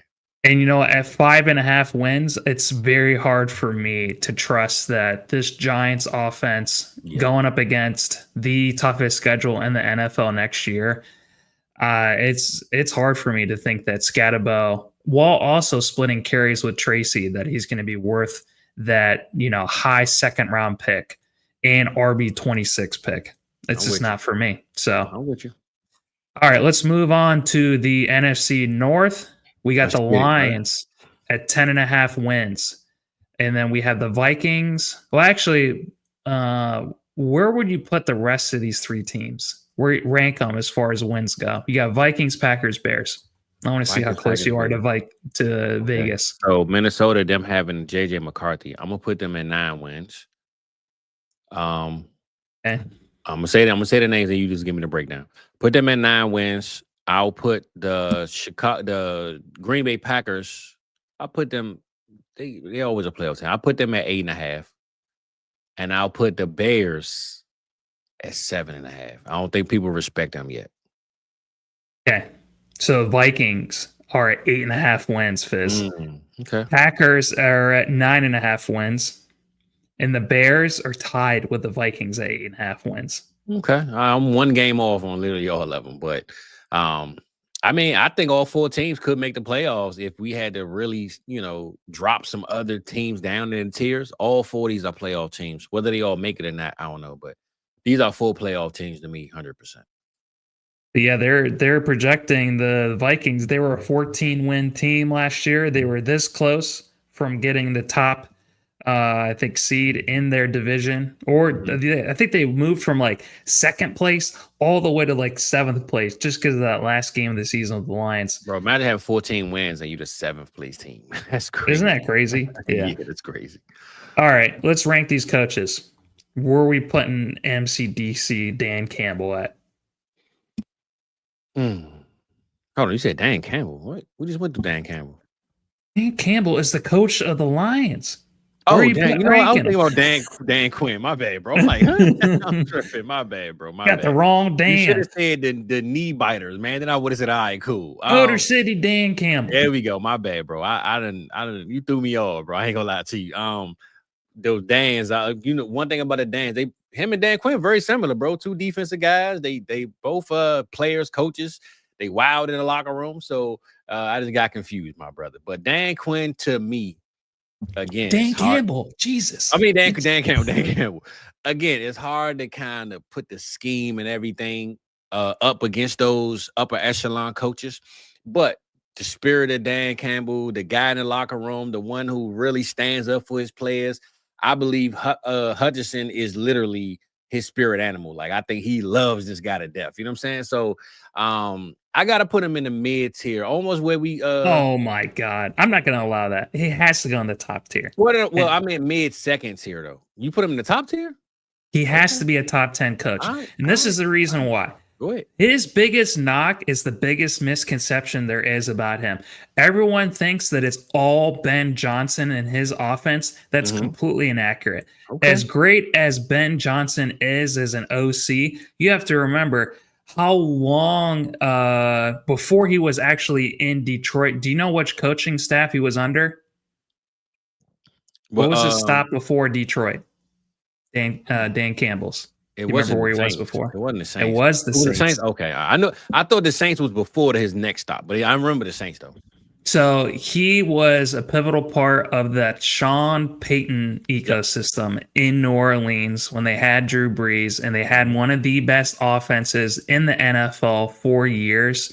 So I think him being an extension of that Sean Payton tree, a lot of people don't. They just look at him as just like exactly how you described him, as only a raw guy. But he actually, I think, had a lot more influence maybe on Ben Johnson than we give him credit for. We see the way that they completely turned around one of the worst franchises for decades. Sure. How is he not a top 10 coach? Hey, Rob, you know what, bro? You are 100% right, man. I feel bad that I put disrespect on my boy DC name. The fact that you just said that he took trash and made it treasure, bro, in like less than 2 years or 2 years, 100%. I don't care if he's number 10. He's on that list, bro. So he turned Goff into one of the top performing QBs in the league. Right, bro. You got it, man. You got that one. I ain't gonna lie to you. I ain't even gonna argue with you, because that one right there is the dart in the middle of that red circle of the dartboard, bro. You ping, you hit it on the money. That's yours. You got it. I ain't mad at you. You got that one, brother. Can't argue with you. You right. All right. Now this one's going to be a lot easier. Kevin O'Connell. Where are we going to put him? Let's put him in the top tier. Top tier, baby. You know that, man. No argument from me. I think he is one of the best coaches. We're super excited to see what he does with JJ McCarthy. If he could take Sam Darnold and turn him into a top 12. Imagine turning ghost to gold, man. That's pretty much what he did. Sam Darnold seeing ghosts, then he started seeing gold, baby. You know? Ghost to gold, man. Where are we putting Matt LaFleur? He's a guy that all he does is take his team to the playoffs. Right. You know what I hate about LaFleur? I hated when he said that phrase about the Cowboys one year, and I hated him since. Well, I think we lost to the 49ers. That was when 49ers had Jimmy Garoppolo, and we lost to them in the playoffs. But we had like home field advantage. They played in Dallas, and we lost. And he said, honestly, we were game planning against the 49ers because we knew the Cowboys would choke. That's literally what he said out of his mouth, and I hated him ever since. But he wasn't wrong, though. But I never. Damn, that's rough. The man said that even though the Cowboys was like 13-3 and they had home field advantage, we weren't even scheming for them. We knew they was going to choke. So I say all that to say he was right, though. But I never really show him no love ever since that comment. So, but I will put him at the bottom of the top tier, bro. LaFleur is that dude. I think he got to be in the top 10, though, bro. I don't know how close his top 10 is anymore because we don't have that much space left. We only got 2 spots left. Oh, okay. All right. Well, if I think of the NFC currently right now, I'm putting him in the top 10. Okay. All right. I'm putting him in, bro. He's earned the respect because he's gone through the Aaron Rodgers saga. He's gone through Jordan Love not being consistent, but also being consistent, right? Devontae Adams, like he ain't drafted a receiver in the first round ever until this year. Like they keep putting Band-Aids on things and he keep winning games. So you got to put a little bit of respect on him. And Ben Johnson, where are we putting that? I'm gonna put him in the middle with a second tier because this is year one. Yep. Scheme wise, he at the top tier with the dogs, but when you talking head coaches, I gotta see it happen yet. It's a whole other animal when you're a head coach, you know. Sure. So let's see if he can be just as good of a head coach as he is an OC. Yep. Okay, let's go through these Lions. At 10.5 wins, they're able to cross that threshold for every position except QB. He just barely misses out with Jared Goff on that. But Jahmyr Gibbs, RB2, he's at the 111. Amon-Ra St. Brown, wide receiver 5. He's at the 203. Laporta is the tight end 3. He's going at the 404. Goff is the QB 19, 508. JMO is the wide receiver 32. He's going at the 708. And then David Montgomery, the consistent RB2, RB 24. He's the 807. So who are your favorites? Are you drafting all these guys? None of these guys? Who are you getting? Well, to keep it short, I would just say I'm drafting Jahmyr Gibbs every time when it makes sense. And most times it's made sense. That's why I've taken them. But everybody else, Rock, other than Monty, I haven't gotten anybody, bro. I know you high on St. Brown, and I love the Sun God, bro. But I'm taking Drake London. I'm taking Nico Collins. I'm taking all these guys over St. Brown right now. I just think, to me, losing Ben Johnson is a big deal, bigger than what people want to say, and we'll figure it out. We got 1 year to see. But I think losing Ben Johnson drops him a little bit more to me than other people. So St. Brown, I never end up getting. And Jared Goff, I probably usually don't, because it's always another guy around that range that I end up getting. I'm trying to think of the quarterbacks did. Like Dak is usually around that range. I take Dak. I'm just trying to think. J-Mo, he's also like a boom or bust type of guy, best baller. I just haven't really been high on him either. So my 2 players that I've been able to take from this team is the backfield, Sonic and Knuckles, Gibbs and Monty, and that's pretty much as high as I've gone on any Detroit Lion in my drafts. So yesterday, I actually tried to make some trades. I tried to tear down from Amon-Ra St. Brown in a league. I still have 2 trades that are active right now. Here are all the ones that got rejected. So I sent Amon-Ra for the 107, the 105, the 109, and a second, rejected. So 2 firsts and a second. I sent Amon-Ra for Bo Nix and a second, rejected. I sent Amon-Ra and a second for Malik Neighbors, rejected. Amon-Ra for JJ McCarthy in 2 seconds, rejected. And I sent Amon-Ra for JSN in a second, rejected. So even though all those players are going anywhere from 12 to 20 picks later, man, Amon-Ra is just, no one really wants him. They would rather see some of these players that are going after them, and they're projecting probably the same thing I am, which is an ascendance for all those players. Because I'm not going to trade for trash ass players. I'm going to trade for guys that I think are going to go up. But I think we're all reading the same news, so I'm not able to get anything over on any of these. Well, I'm going to ask you this, Rock. You just said you traded St. Brown in the second for Neighbors. Why not the second for CeeDee Lamb? It's the same. Because he's going like, that's a difference between like half a round later and one spot. This is the problem. This is one spot. And this is the problem. This is why we had these conversations. You can't go off where they're going. You got to go off where you think they should be sometimes. Could be wrong. That's the only thing. That's the only thing. It's just like, I'm trying to trade at today's prices. I'm not trying to trade at tomorrow's prices. But your price ain't what everybody's price is. And that's why I don't like it. That's why I hate ADP, bro. Because a lot of people will give you this price that's listed online, but that ain't my price, though. And I think if you willing to give St. Brown a second for Neighbors, there's no way you shouldn't be comfortable doing the same day with CeeDee Lamb. Especially if you think not ADP wise, but if you think in your head that they are the same player, the same statistical, all this stuff, if they can put up the same amount of numbers and be receiver 3 and 4 neck and neck, I don't see what's the difference in the price. All right, I'll think about it. This guy has been knocking down my door to an annoying point. He's just 12 different ways he sent me the same damn trade. I'm like, no, mother, I'm not gonna do it. I'm not trading you a second.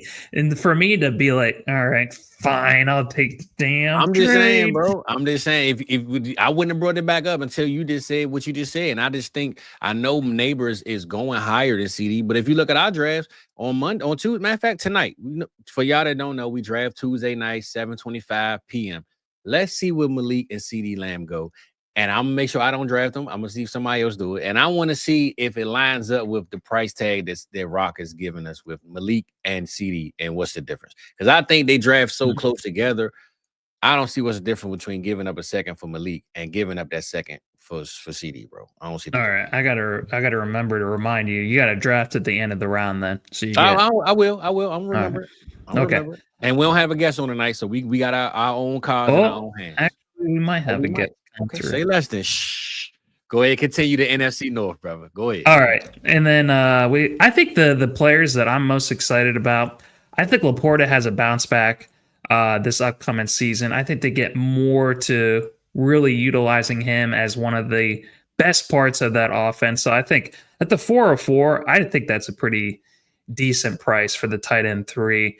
And I'm just as excited for JMO as I am with Pickens. I think Pickens has a higher ceiling. I think he is a little bit better. They also came out with his reception perception. His wasn't as good as Pickens. I think it was a little bit closer to the average. So I think a lot of his production last year was very much dependent upon the QB and the scheme with Ben Johnson.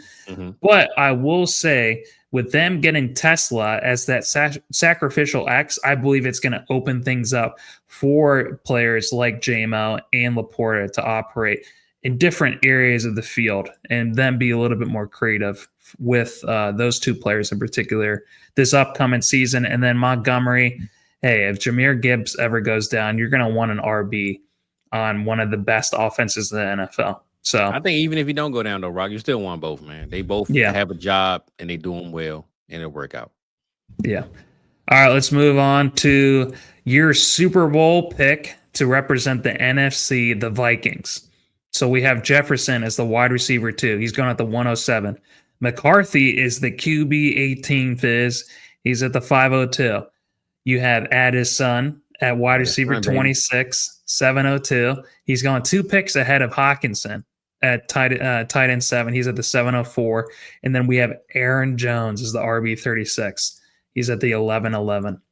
So I have on here, I'm going to really be targeting Jefferson and McCarthy as I think the 2 best, but 8.5 wins, they don't meet the threshold, for those positions. Who else outside of Addison are you targeting? Hawkinson? Are you targeting Aaron Jones? Well, first of all, brother, shout out my boy Thor, man. We had him on the show.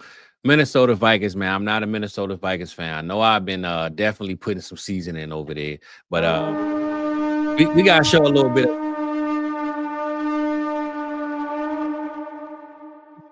of love to him, man. And we couldn't hear anything you were saying while you had that horn going. It's all good. Hey, we're gonna show a little bit of love to the Vikings game. That's all I was saying.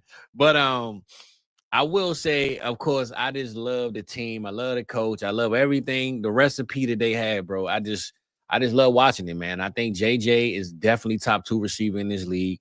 I think Justin Jefferson, not JJ McCarthy, but Justin Jefferson, definitely top 2 receiver. Just JJ McCarthy, who we haven't seen anything from, right? He's coming from an offense in college where he literally never even threw the ball. They ran the ball more than any team in college, but they still drafted him where they drafted him in the first round, even seeing that, right? And Kevin O'Connell ain't no fool. He definitely knows when he drafted him, he knew what he was doing. So I'm going to trust the coach. I'm going to trust the scheme. I'm going to trust everything around him.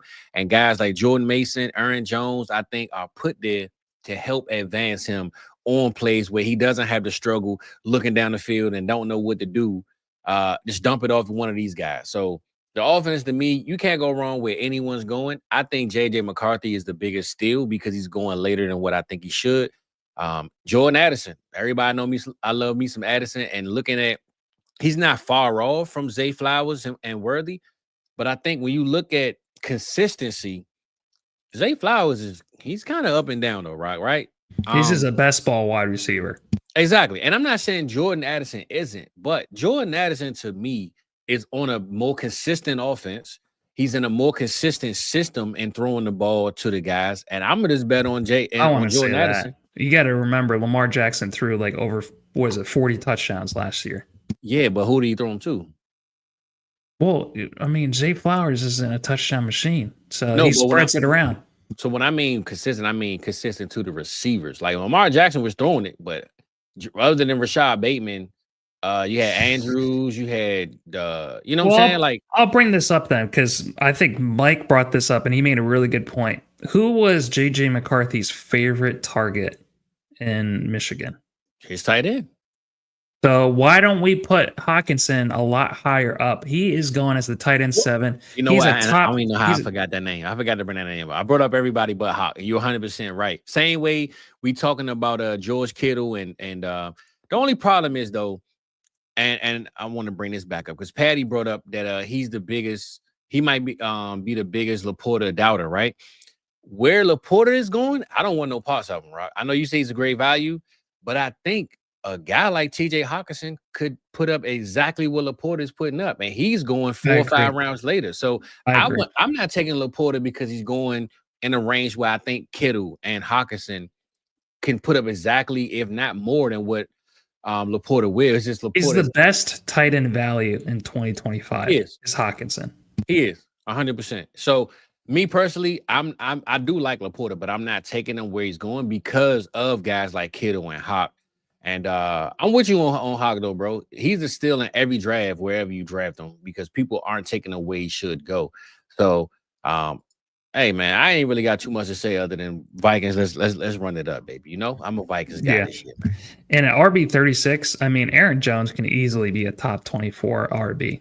I mean, he's going to be on this really good offense. I think both you and me think 8.5 wins is too low. So yeah, for sure. Draft as many Vikings as you possibly can. 100%. The worst thing that can happen is that JJ McCarthy sucks, and I don't believe that's the case, and it just completely derails everything.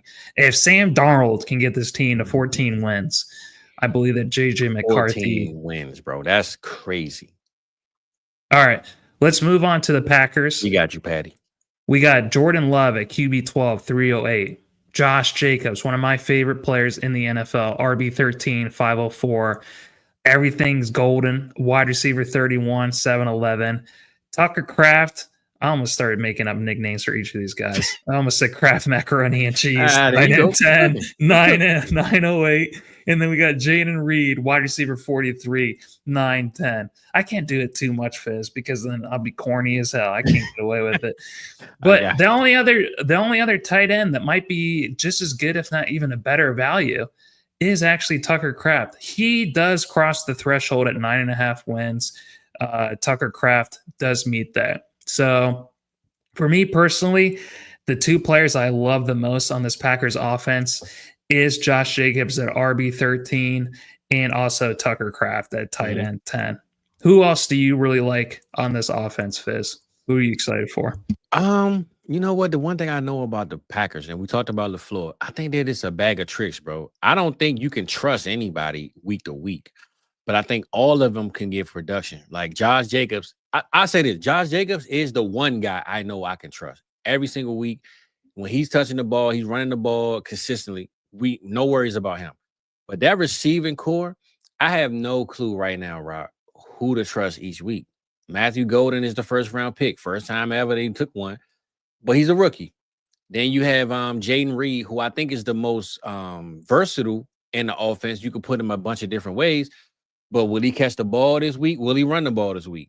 We don't know, right? I think Romeo Doubs has to me, the best connection with Jordan Love, because if you looked at Jordan Love's preseason as a rookie, that was his guy. I just thought they were really going to be like neck and neck, and the growth of Jordan Love. He's the more of a big field, big play, big catch, touchdown in the corner type of guy. So I think this whole team is best ball to me, except for Josh Jacobs. I don't know if in the lineup I could trust any of these guys week to week. But I will say Jordan Love, his respect, if I had to put one player out there, Jordan Love, the respect on his name is just getting lower and lower. And you even brought it up in some drafts where Jordan Love, man, you taking him over some of the guys that's going in front of him. And respectfully, I've been passing on him. So I think I'm the one that's in the wrong, and I think you in the right. But when we talk Tucker Kraft, to kind of tie the bow on this conversation, I think he's one of the most slept on tight ends because people don't care for everything else is going on in Green Bay, bro. Like I said, so many receivers, so many names that we love. I think we get lost with Tucker Kraft because of the Matthew Goldens and the Jayden Reeds and Josh Jacobs and Jordan Love. I think Kraft isn't talked about enough because he plays the position that we don't want to talk about. So when we look at that position, though, I mean, I was high on Cole Kmet. And we saw what happened to him and his offense. So how can we not love Tucker Kraft? We just don't talk about him enough because all the fun toys are in the receiver room, bro. So yeah. Yeah, and I think I tried looking it up while you were speaking about, I know that Tucker Kraft has one of the highest snap percentages in the NFL at a tight end. I mean, outside of Josh Jacobs, I feel like the offense runs through those two guys. So I think if you have to pick a receiver, you're not necessarily sure, screw the wide receivers. Just wait to see how it pans out. Just go with Tucker Kraft. And like you said, with Josh Jacobs, they ran the ball, I think, at the highest percentage, even more so than the Eagles as far as pass rate versus run rate. I think the Packers were at the very top when it came to run rate. So this offense was completely all Josh Jacobs, and I think they can do it again with him this year. But they definitely want to become a lot more of a pass-happy team. That's why they selected a wide receiver in the first round for the first time in over 10 freaking years. Mm-hmm. So I keep hearing more narratives about these Texas wide receivers kind of being overrated. They blow up the combine. They get that first-round capital. But it hasn't looked all that great. You know, Xavier Worthy, I think he's a high-end number 2. I don't think he's a number 1. Adonai Mitchell went to the same situation that Pittman's in. He's kind of stuck there. And, let's just see if Matthew Golden is as good of a wide receiver as we hope, that he's not just a speed demon, that he actually has more tricks in his bag and can be a wide receiver 1. But they're at least trying to help Jordan Love and put him in the best situation possible. Yeah. So I'm excited for the Packers. I want to see Jordan Love take that step forward. But QB 12, I think someone brought it up earlier. Is he a sell? I don't know what you're going to get for him. He's not a sexy name. People aren't knocking other people's doors down to be able to trade for Jordan Love. So you might just be better off just keeping him. I don't know what you think of that, Fizz. Right now, Jordan Love is not a sell or what's the word? He's a keep. Pretty much he's a keep. Yeah. You know what I'm saying? He's a hold. Yeah. Sell or whatever you want to call it. He's just a hold, bro. Hold him. Don't sell him because you're not going to get what you want back for him. And just wait till he have a 4-touchdown, 300+ yard game. Then you could try to sell him. But for right now, the respect is lost on Jordan Love, and I think he'll gain it back at some point. So, all right, let's go over probably the hottest team in this offseason before we go to break. What were you going to say, Fizz? No, I was going to say we at 120, so we got. Let's try like 20 minutes on this division, 20 on the next, and get the people up out of here, bro. So let's get 2020, baby. 2020 vision is what we on right now. Let's go quick. Caleb Williams, QB7, 207. Rome Odunze, wide receiver 19, Fizz. He's at 506. Colson Loveland is at tight end 5, 608. DJ Moore, wide receiver 25. He's at the 701. Burden is the wide receiver 36. I was kind of surprised by that, 808. And then we got Get Swifty with it. RB 28, he's at the 1003. None of these guys crossed the threshold, but are any of them? I know you're a big Rome guy. Who else are you drafting from this Ben Johnson-led offense? Why ain't here Cole Kmet, man? Where you at? He's not in the top 156. He ain't even close with it. I'm messing with you, Rock, man. You know my boy Cole Kmet, man. But I will say I'm drafting everybody I can get on this offense, bro. I think Rome, to me right now, I have to reach and get him because I know every time I want him. He's really hyped, isn't he? He's really hyped. He never makes it to where I pick. So if around early, I always have to take him. And I'm betting more on the talent and the situation more than production because we really don't know what we're going to get out of Rome, right? We don't know what's going to happen. DJ Moore, he's the lead veteran in the receiver room. Who's to say that Ben Johnson didn't come there and say, I need DJ Moore to do this? Like, Rome is a good asset, but DJ Moore is who I'm looking forward to having boost my offense. So we don't know that yet until we see it, but I just know the hype is on Rome. The focus is on Rome. Him and Caleb came in the league together, and we're just praying that this Roman Empire gets it together, man. So we're going to roll with Rome. I'm always reaching to take him. Swift, like you said, Maddie has stuck to his guns, taking them all season before the draft happened, and seemed like it paid off for the Swift to not have any jeopardy of any loss of his job. And even Caleb seems to be going up and down for me. I know his ADP is one thing, but going through drafts, I've seen him go in the first round one time, then I've seen him go almost to the end of the second round. So Caleb right now is kind of up in the air with ADP and draft capital every week. But my biggest thing for this team would be DJ Moore and where does he fit in? Because I just talked about the Terry McLaurin thing where I would take Terry over DJ. But who's to say that Ben Johnson, all the fans want Rome to take off. Who's to say Ben Johnson ain't looking at DJ Moore and saying, hey, man, you had almost 1,000 yards with every receiver, every quarterback around. Terrible quarterback play most of your career. I finally got you that guy. I'm going to make you that guy. So I'm just saying I'm sleeping on DJ Moore myself, but DJ Moore could possibly be the key piece that we all overlooking in every draft. We can say that about almost every player on this offense because they're all extremely talented. We have Rome Odunze. He was taken as a top 10 wide receiver or just top 10 overall pick. I think he was the number 9 overall pick or number 8.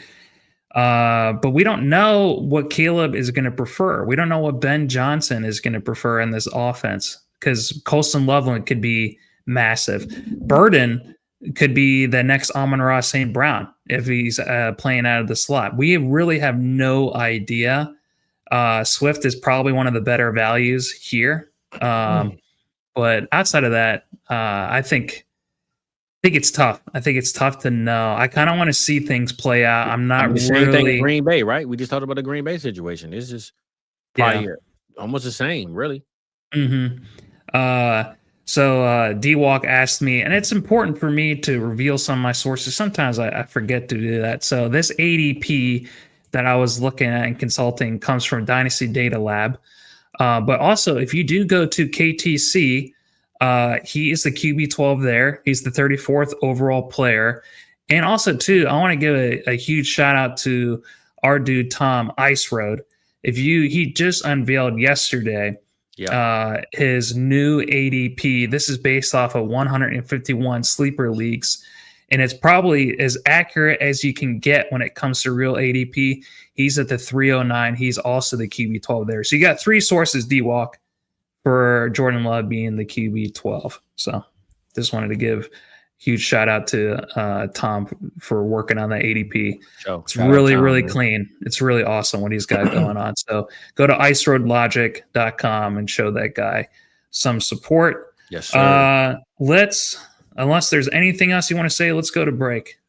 And going to break? Oh, we breaking? All right, my bad. Well, look, man, I ain't know we was breaking, but we breaking the walls down like my boy. I need a breath. I need some water. I ain't mad at we gonna hit us a break. My boy Rock said he ain't got time for it, man. Break time. We appreciate y'all. Don't forget to like and subscribe. And you know we're gonna be right back with the rest of the NFC beast, baby. Let's get it. Be right back. Welcome to South Harm, and we glad you here today.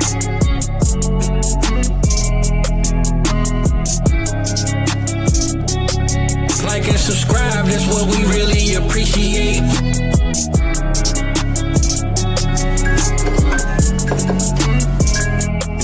Welcome to South Harm, and we glad you here today.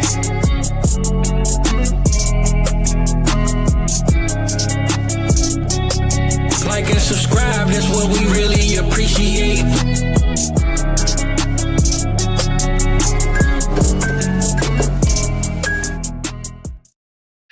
Just like that, we back, baby. I ain't do no breaks. I just tapped my dog on the head and told him get up out of here, man. So glad we back. Rock got his water and we good to go, man. So we're gonna finish out this NFC North and go to the NFC West and let y'all go ahead and go finish doing what you're doing. So let's get it, Rock. Where we at now with it? Let's go to one of the more interesting divisions in the NFL, the NFC South. We got the Buccaneers with Todd Bowles, Falcons with Raheem Morris, Panthers with Dave Canales, and we got the Saints with Kellen Moore. So the Buccaneers, I'm just going to read off the wins. 9.5 wins for the Buccaneers. Falcons, 7.5 wins. Panthers, 6.5 wins. Saints, 5 wins. So where are you putting Todd Bowles at, Fizz?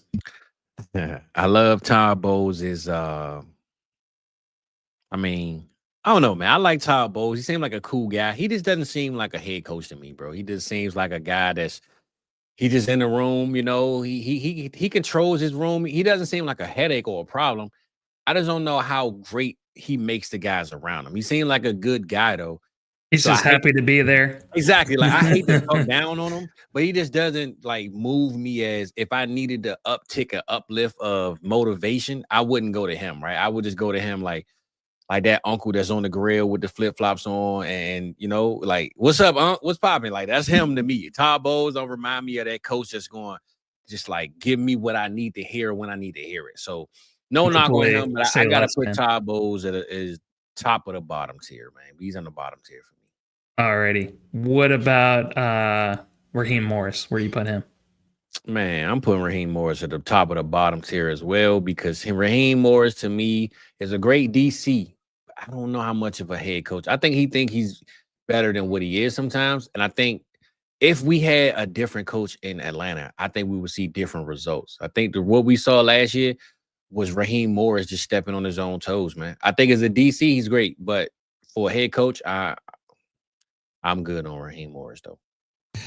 What about Dave Canales? He's got a tough situation down in Carolina. He's doing his very best. Has to deal with Tepper as the owner. What about him? Where are you putting him as a coach? I say this. Shout out to Dave because he put Bryce Young back in the starting spot. If he didn't do that, I definitely would boo him up out of here.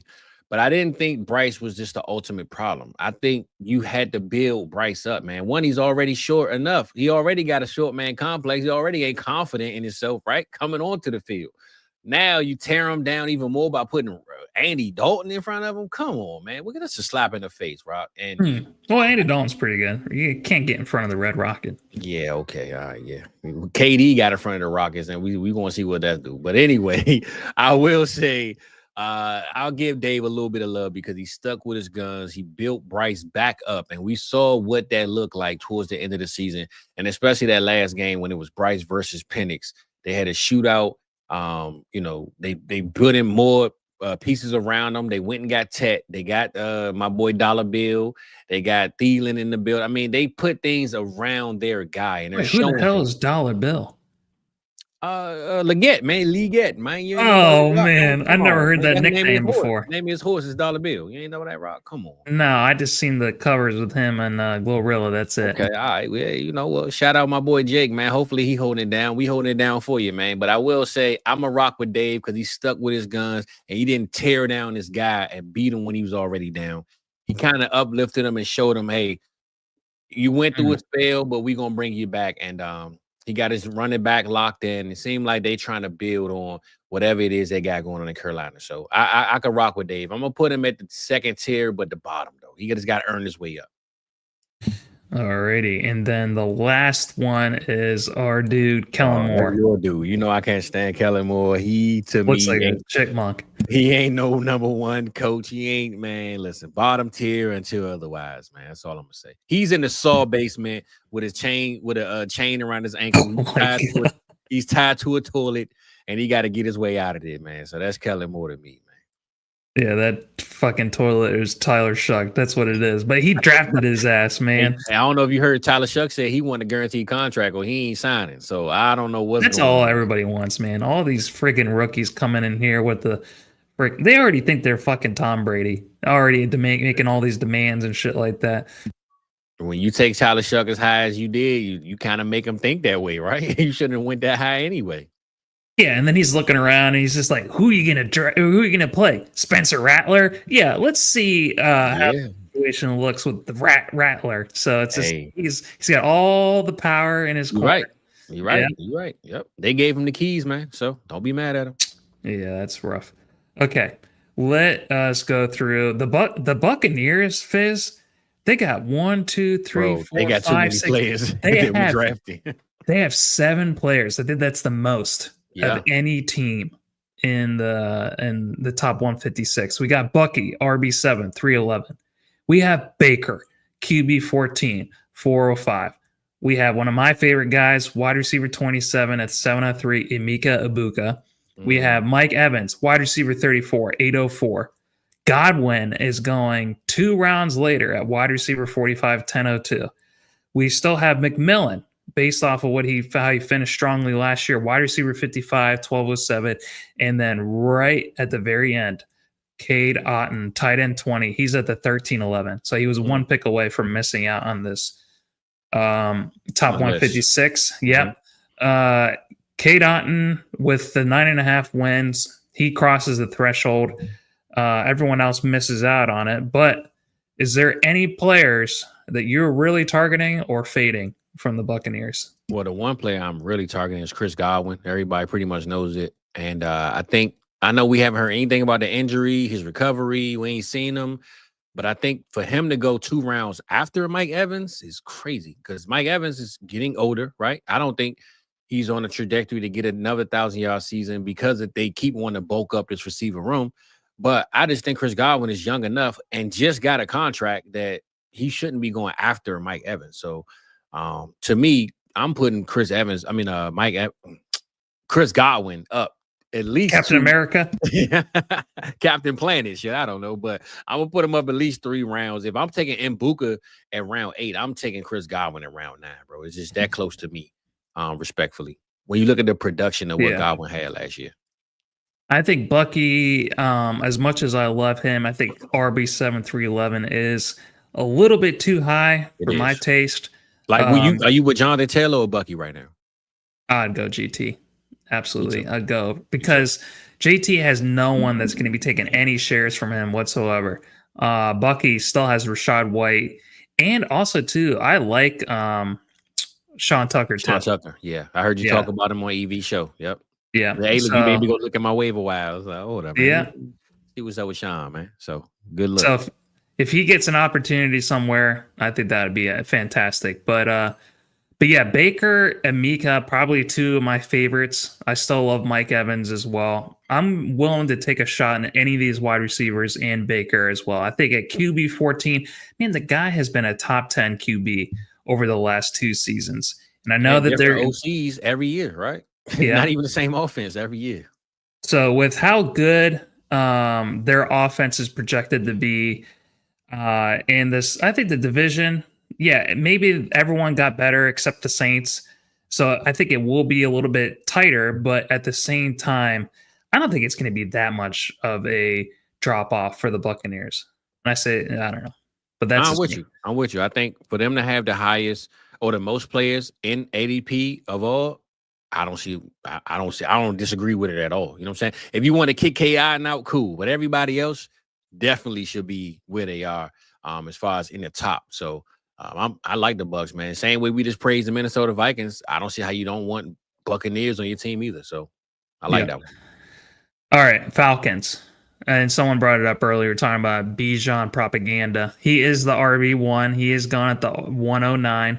We have Drake London, who we think is going to take an even bigger step forward. He's gone at the wide receiver 9, 212. We have Penix. This is going to be his team this season. I'm super excited for Penix. Yeah. All the things that everyone's been saying about JJ McCarthy, let's give some of that love to Penix as well. QB 20, 509. We have your favorite player of all time, Kyle Pitts, tight end 11. He's going at the 1001. And then we have Darnell Mooney, probably one of the best values as a wide receiver too. Wide receiver 60, Fizz. He's going at the 1306. Yeah. Now, none of these players crossed the threshold at 7.5 wins projected by Vegas for these Falcons. But I think, are we drafting all of these guys from this Falcons offense? Me personally, the one guy I haven't drafted much of is Darnell Mooney. And it's not that I don't trust Mooney. It's what I saw with Penix and Mooney later on. Like, we saw the Kirk Cousins Darnell Mooney, but the Penix Darnell Mooney just didn't hit the same. And I don't know if that was because Penix had just started. He was just getting his feet wet, or if that was just, I'm going to Drake London because this guy's a freak of nature and I'm just going with my guy. You know what I'm saying? So it's a little bit more to be seen. Hopefully in the preseason, we get a little preview of it. But Darnell Mooney is probably the only person that I haven't taken much of. But I think he's the biggest value because we all want Drake London. We all want Bijan Robinson. We all got these other guys that we love. But I think Mooney is the one player that if he does step up and become what he was last year or closer to it, then he's the biggest value on this team by far. Here are the guys going around him. Xavier Legette and Marvin Mims are going ahead of him. Rashid Shaheed, Kyle Williams are going after him.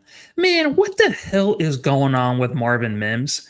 Have people not okay, he was I had him pretty high as a prospect, but man, have people not watched what he's done the last 2 seasons? He ain't done shit. So why did they hype is real. Why is he going? Why?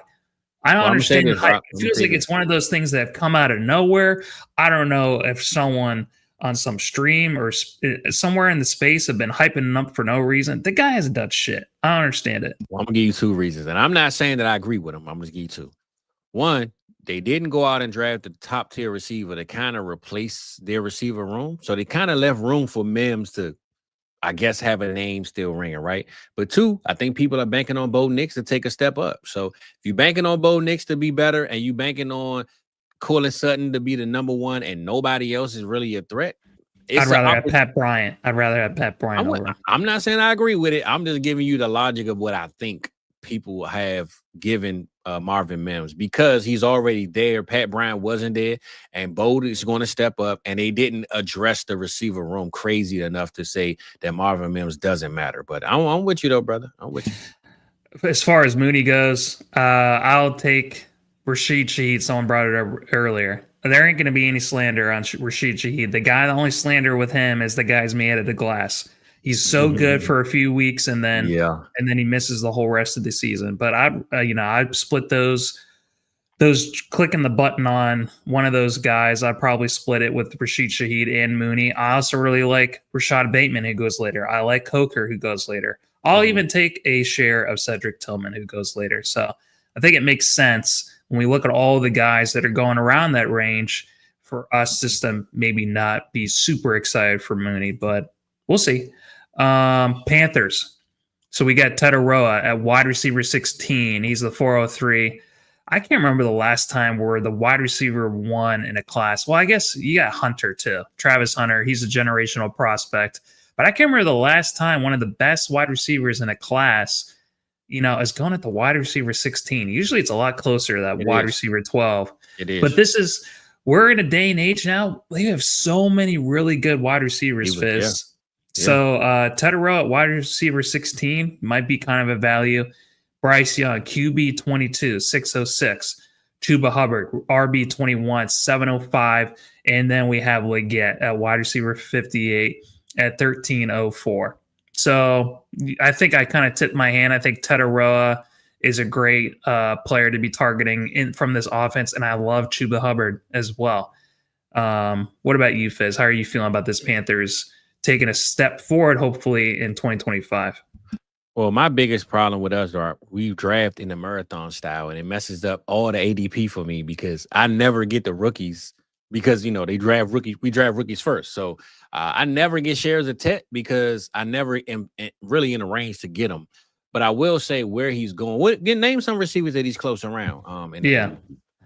So he is. Oh shit! I accidentally just clicked on Derek. And to speak with D-Walk, we for those that don't know, over in the Patreon, we during Thursday during the season we was having film sessions of the rookies, and that was end of the season.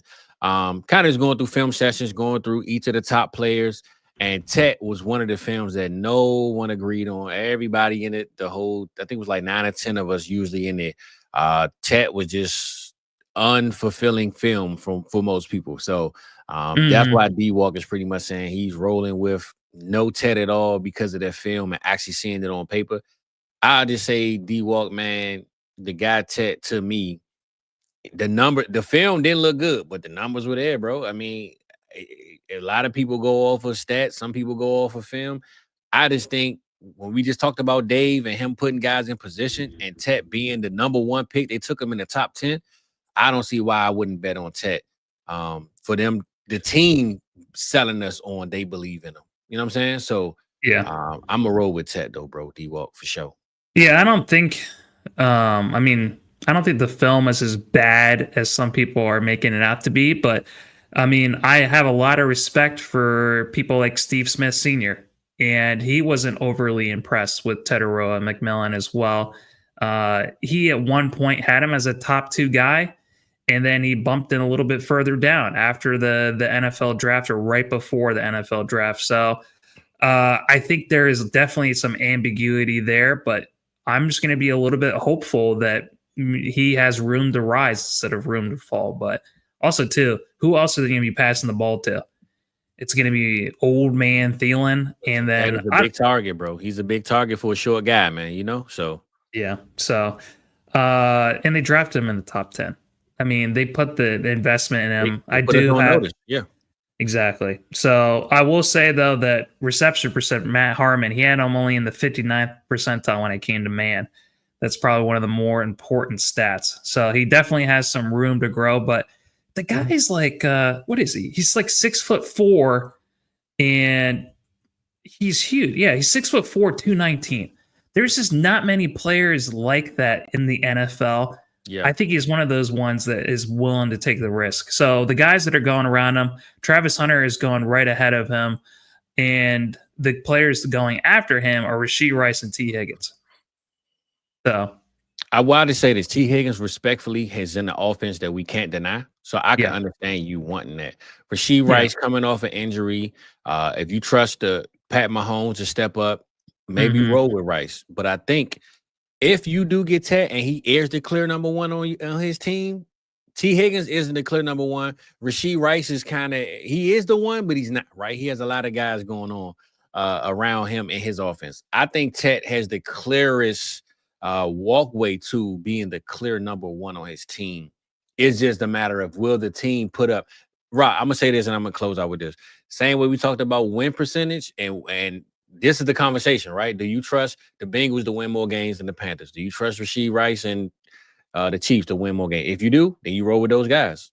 If you don't, then you just go ahead and say, I'm going to roll with Ted. So I think this is that when we talk about that tiebreaker decision. That tiebreaker right here. Who's going to win the most games and score the most points and be in contention of winning those offensive battles? I might roll with the Chiefs and the Bengals over the Panthers. And that's pretty much how you play it.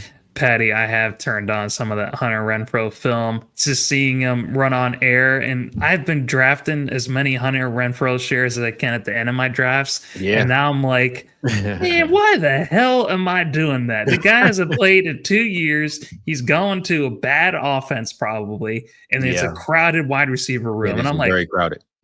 So I wish the best for Hunter Renfrow. He did at one point in his career. He was a top 12 wide receiver. So, for sure.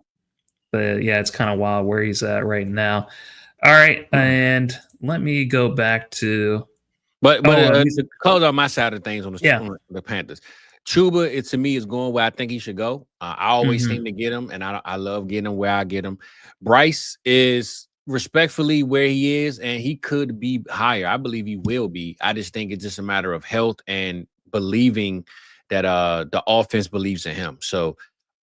I just say this, the whole entire offense to me is probably where they should be, but they all can move up in the course of one season. So I don't think you got to reach for any Carolina Panthers though right now.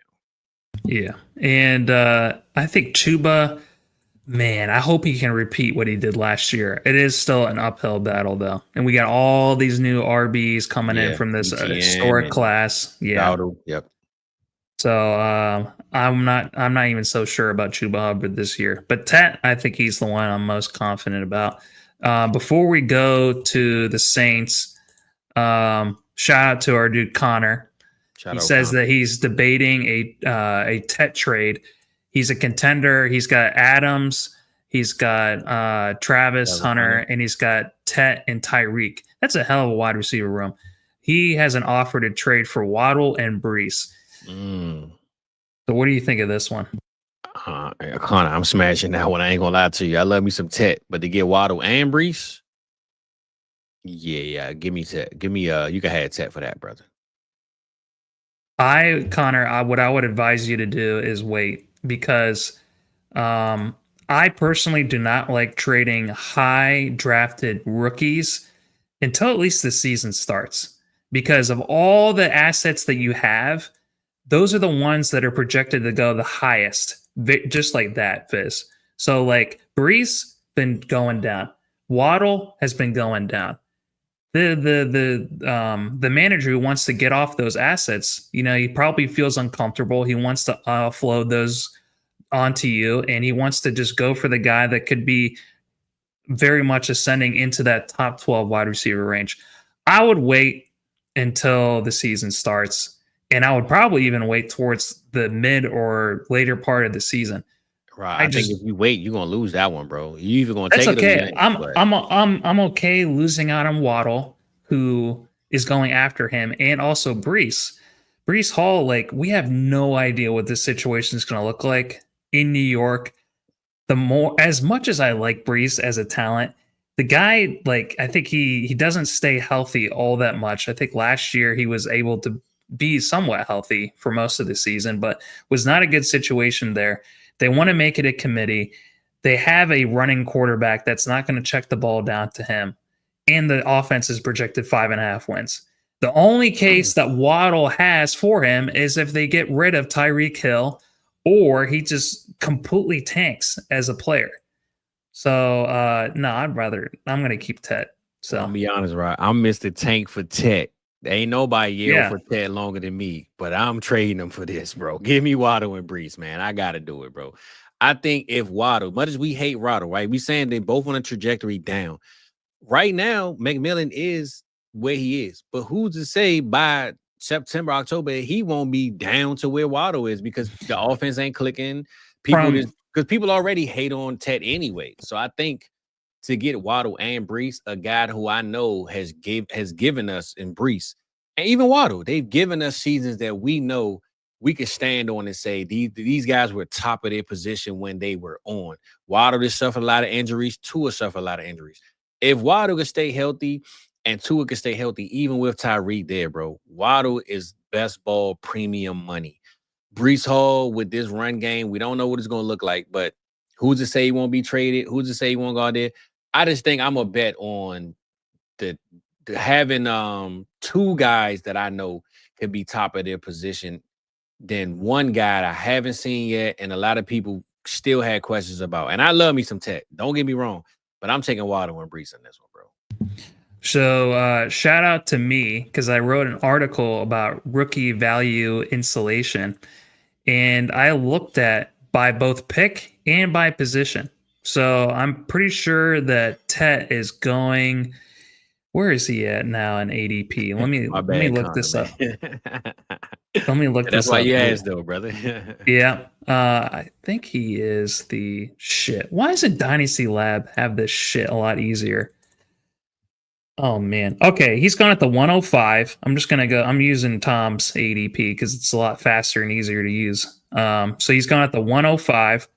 The 105 of all the different positions between the 105 to the 108 has the best chance, I think, of being able to actually explode in value as far as a mid pick goes. So if you wait from week 1 through the whole end of the season, through a whole year 1, they project to actually go up in value. That's what we've seen from every 105 from 2020 to 2023. They've only gone up in value. Not a single one of them has ever gone down in value. So you might get some preseason lull, but you want to hold on to him, man. And if you want to trade him after year 1, you can, but that rookie value insulation is there for those guys.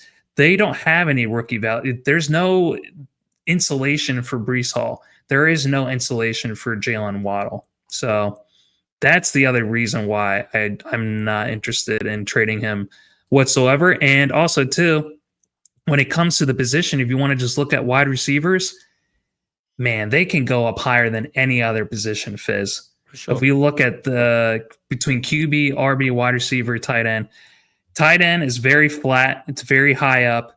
And then QB it's very, very similar because they usually start off really high in Dynasty. RBs can go up, but there ain't nothing that really just skyrockets like a wide receiver. So there's just too many. Waddle is a wide receiver, bro. I know we hate Waddle, bro, but I think we gotta put a little bit of respect on the Penguin, man. That's all I'm saying, man. Put a little bit of respect on the Penguin. Gotham City in Miami, baby. You don't feel me? Come on, Rock, man. But Connor, hopefully we've helped you figure it out. I just say this. After this conversation, I would just hold and wait. At the end of the day, I will hold and wait. So at least hold. Yeah. That's so it. Cool. All right. Out, right? We sit on the west, south, right? Yeah, let's just go through the Saints real quick. We got Olave, wide receiver 24. We got Kamara, RB 23. We have Tyler Shuck at QB 32, and we got Rashid Shaheed, one spot after him at wide receiver 61. That's in the 1309. So Kamara, one of my favorite players in the league, RB 23 802. I think he's one I'm going to be, okay clicking the button on. But someone brought it up earlier with Olave. I think it was D-Walk. He expects him to go up. But here's the thing. He's got Tyler Shuck as his QB. So, I just have no faith in this offense going into next year outside of Kamara. I don't know if you feel the same way, but that's just how I feel about it. I think right now this whole offense is a buy, but just buy low. Because I think Olave, he can be moved. They didn't want to move him this year, but we heard teams that were offering. I heard Pittsburgh wanted him. I think the Saints, at some point, Olave came out of his mouth and said he wanted to be a Saint for life. So I don't know if that ties into anything, but we know the talent is what I'm trying to say. So the talent of Olave, the talent in Shaheed. When you got talent, bro, sometimes you just got to bet on the talent over situation. And I know Olave, outside of the concussions, has the talent. So I don't know right now. He's going around Waddle and J-Mo in most drafts. That's like the range he's in. I probably would take both of those guys over the situation over Olave, but I think if I'm buying Olave from someone or if I'm drafting him, I'm taking him at the lowest rate I can get. You know what I'm saying? Like, it got to be a steal for me to get him. But I'm with D-Walk. I think we looking about week 12, 11, 13, he'll be then shot up at the ADP. And it's not because of the offense is that great. I just think who else they're going to throw to? Who else is around? So I think by default, Olave will end up being better than what he is because we know Kellen Moore, bro. Bad as the offense is going to be, he's going to make sure the ball is being thrown in the air. That's a fact. So I think right now we're sleeping on Olave. I'm one of them, but I think at some point he's going to rise in ADP. I think even if he does have a great season, I don't know how much higher he's going to go over guys like Worthy or McLaurin. And he's gone ahead of Ibuka, Addison, DJ Moore, DK, JMO, Golden, Pickens. All those guys I expect to go high up too. So it's just... Yeah, I take it back there. I didn't know he was going in front of all them guys. Hold up, man. He is. He's the wide receiver 24. All those guys are going after him. So I think he's just going to get lost in the sauce because no one gives a shit about the Saints. So I say that if you got him now, sell him high. If you're trying to buy him, wait till November. Yeah, I think you're just going to have to hold him. I think that's just all it is. All right, let's move on to one of my favorite divisions in the NFL. West side, West side, baby, NFC West. That's right. So we got the Rams at 9.5 wins. We have the Seahawks at 8 wins. We have the Cardinals at 8.5 wins. How many wins do you think the 49ers are projected? Bro, I'm not to cut you off, but how do the Cardinals at 8.5, but we have the NFC North teams like Minnesota at 9? Like, that doesn't make any sense, bro. Or were they at 8.5? It was one of the two, but why are they closer to the Cardinals? It's not even a comparison right now. But what was the last team? I'm sorry. I got so caught up on the Cardinals that I got lost in this whole conversation. The hate just blinded you. That's what it was. It did. I'm so confused right now. 49ers. How many wins? Okay. But they got the Cardinals at 8.5. 49ers got to be at 8.5. I'm gonna give them 8.5.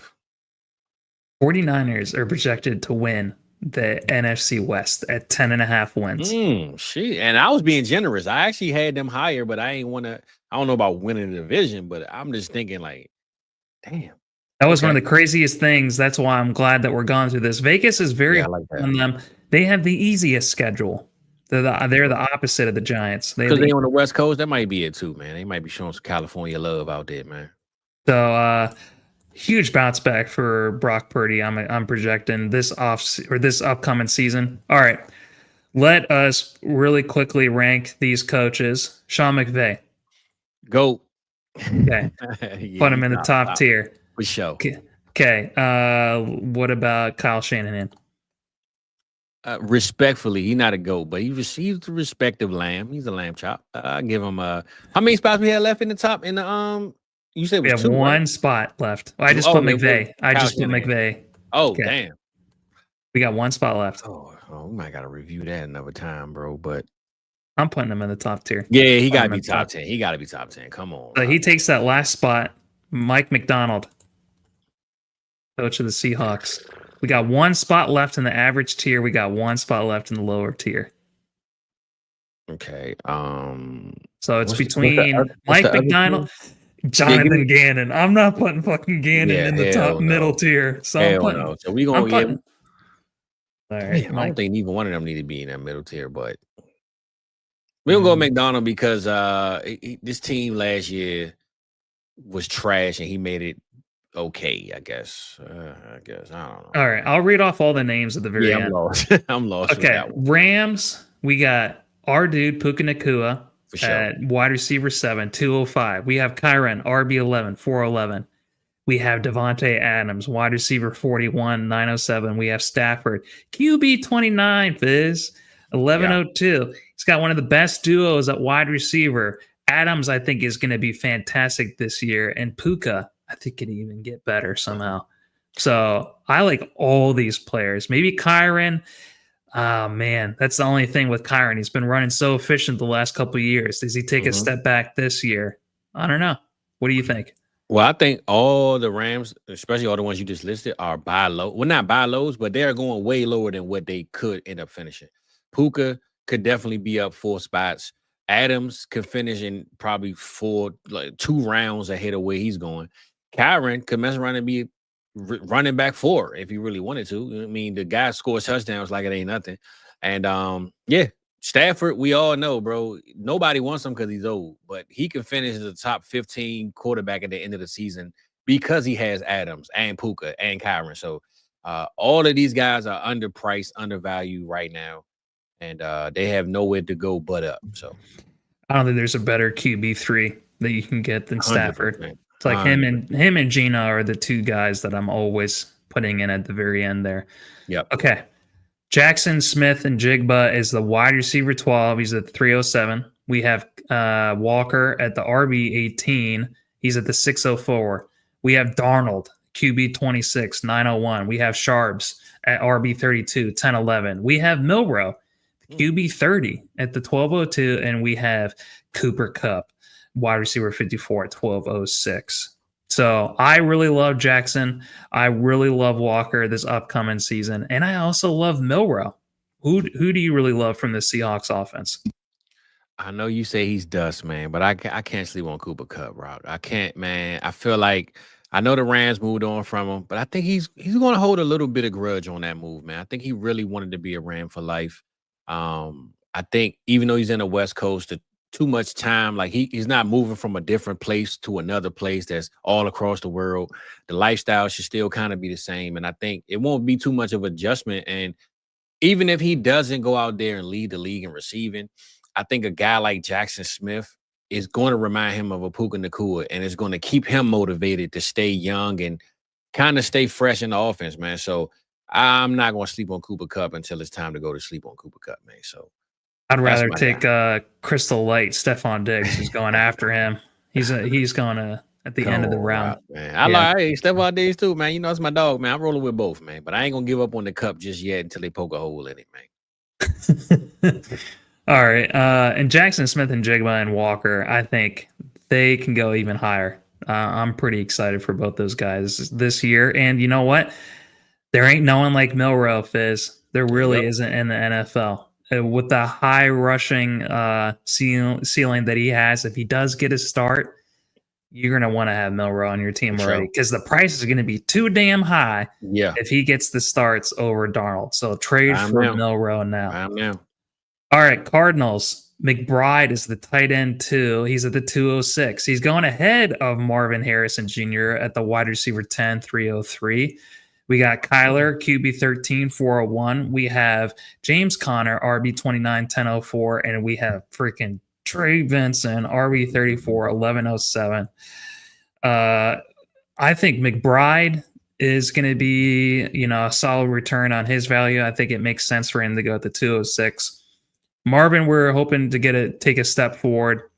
And then Connor, I think, is one of the best values 100%. At the RB 29 because they really do like having a balanced offense. They really do like running the ball with Connor. He was able to stay healthy all of last year. Let's see if he can do it again this upcoming season. But how are you feeling about this Cardinals? I know you were surprised at being 8.5 wins. I mean, I feel everybody's rightfully priced. I think Connor can move up a little bit. I will just say I seen Trey Benson, bro, go at astronomical places in drafts.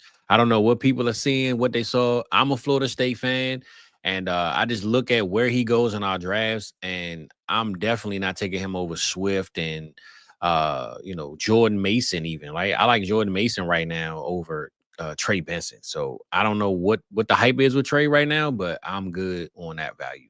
I want to speak on something. This is, I think, very important principle of fantasy football and just football in general. I hate the whole, if he gets an opportunity, then that's the reason why you should draft him if there's an injury ahead of him. And that is it. That's the end of the conversation. If you are not a good football player, it doesn't matter how much of an opportunity you're going to have if the guy ahead of you gets hurt. Because in the NFL, with how hard it is as a sport, with how cutthroat it is and how physical it is, you have to be one of the best players at your sport in order to succeed. It doesn't matter if you get 100 different touches. If you suck at football, it don't matter how many opportunities you're going to get. That's exactly how I feel about Trey Benson. He was freaking unwatchable last year. So I don't care if James Conner gets hurt. What they're going to do is they're going to pass the ball 150 damn times because Trey Benson is not going to be able to handle the rock if Conner ahead of him and gets they had hurt. D. Ricardo. What's his name? Yeah, they had Michael Carter, all these other types of players that no one's ever heard of before. Yeah. So and I'm a Florida State guy, bro. I wanted Dallas to take Trey Benson during the draft. I get it, but he hasn't shown me nothing to be saying talking about he should be going where he's going. So yeah, I'm good on Trey, baby. I absolutely hate that argument. NFL coaches, they're going to see if he plays like ass. They're not going to keep putting him out there. It is what it is. Somebody on the street before they just throw out some guy, So yeah, I'm with you, brother.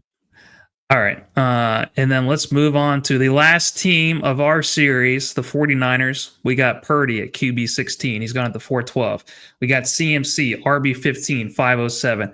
We have Kittle, tight end 6, 609. We have Ayuk, wide receiver 37, 809. Pearsall is going right behind him, wide receiver 38, 811. And then we have Jawan Jennings, wide receiver 53, 1204. So with 10.5 wins, everyone except Purdy does cross the threshold, but I still want to get Purdy. At 10.5 wins, I think that everyone, including myself and Vegas, project this team to be way better than they were last year with all those injuries that they had. People are still drafting an underdog CMC very, very high, way higher than this RB 15. And I love all these players on this offense. Ayuk's coming back from injury, which opens the door for Pearsall and Jawan Jennings. Kittle, he's the best. He's the best freaking all-around tight end in the NFL right now. So I love all the players on this team. Is there anyone that you are willing to draft or that you're targeting or fading? Well, as much as I don't talk about him or praise him, but I think Brock Purdy is definitely a steal at the price he's going. Kittle, where he's going is a steal. Like we talked about the Laporta thing earlier. And I know your guy Pearsall, man. That's your guy. You standing on him. I think Jawan Jennings. I think this whole 49ers team is slept on. I think maybe because of the bad year they had, or I see Vegas has them winning all these games, but ADP for fantasy doesn't have them ranked where that offense win total is listed. So I think all 49ers right now are buy lows and draft lows, and the price is going to do nothing but raise by the end of the year. So much as I hate the 49ers, I like the ADP and where they at in these drafts. So take all of them, man, if you can get them. Yeah, I completely agree. All right, let's close out this today's episode with the top coaches. So we have, in no particular order, just a tier. I was just writing these down. Mm-hmm. We have John Harbaugh for the Baltimore Ravens. We have Andy Reid for the Chiefs. We have Jim Harbaugh for the Chargers. We have Sean Payton for the Broncos. We have Sean McVay for the Rams. Shanahan for the 49ers. Dane Campbell for the Lions. Kevin O'Connell for the Vikings. Matt LaFleur for the Packers. Nick Sirianni for the Eagles. I don't think we should change anything with that top tier, man. I think Nah, it's. man. I Nah, think bro, I'm with you. I say this respectfully. If Sirianni didn't win that Super Bowl, he might not be there though. Respectfully, yeah, but he that's got it, all. and we gonna put him there. We gonna keep him there. Yeah. We have Sean McDermott just now missing out on that top tier with the Bills. We have Dan Quinn for the Commanders, Pete Carroll, Las Vegas, D'Amico Ryans for Houston, Mike Rabel for New England, Stefanski for Cleveland, Tomlin for Pittsburgh, Ben Johnson for the Bears, Mike McDonald for the Seahawks, Dave Canales for the Panthers, Liam Cohen for the Jaguars, and Brian Callahan for the Titans. I think this one could very much change during the season between this tier and the lower tier. But none of them are solidified, really, except I would say Sean McDermott, Dan Quinn, Pete Carroll, D'Amico Ryans are the most solidified. All the rest of the guys can move around. So I think that top tier, other than no knock on him again, Sirianni, but that top tier is just you can't move them. They're going to be there until otherwise, right? This pool we just talked about is the ones that's going to kind of shuffle. But hey, McDermott get him a ring out there this year, man. He got to put a little bit of respect on him too. So yeah, absolutely. Yeah, I think he could very easily maybe overtake someone like a Matt LaFleur or Kyle Shanahan. You know, if he does finally get over that Chiefs hump. All right, in the lower tier, we have Aaron Glenn for the Jets, Mike McDaniel for the Dolphins. We have Brian Daboll for the Giants, Shane Steichen for the Colts, Brian Schottenheimer for the Cowboys, Zach Taylor for the Bengals, Raheem Morris for the Falcons, Todd Bowles for the Buccaneers, Kellen Moore for the Saints, and then Jonathan Gannon for the Cardinals. So no particular order. It's just one big lower tier. Yeah. Nothing else really I have to say about these guys. Soft shell crabs, man. Soft shell crabs is pretty much what we got right here, brother. So, but hey, man, we gave the people the AFC, we gave them the NFC. We kind of broke down all of it, how it works out, and we got our drafts. I was going to ask you which one you think is better, but I say that for when we bring our picks together. And look how much longer it took us to get through the NFC. We were trying to go as fast as possible. We had to give the NBA. We talked about the NBA for like 20 minutes too. So yeah, we had to give the OKC, and we didn't have to talk about Durant, but that's fine. We're talking about that snake in the grass. But outside of that, no, there is a shitload more players that are going in the top 156 in the NFC side. But you know what? It's not always about quantity. Sometimes it's about quality. So that's why I'm still going to be pulling for my AFC. You guys have to tune in next time when we have that, that battle for AFC versus NFC, who's going to be better with the coaches, with the players. So make sure you guys tune in for that, and tune in for tonight. We may or may not have a guest. I'm pretty confident we're going to actually have a guest come on tonight. So make sure you don't miss the mock-up. Is there anything, Fizz, that you want to say before I get to my words of wisdom? Nah, man. Hey, man, we appreciate everybody's here. Appreciate y'all staying here, joining us.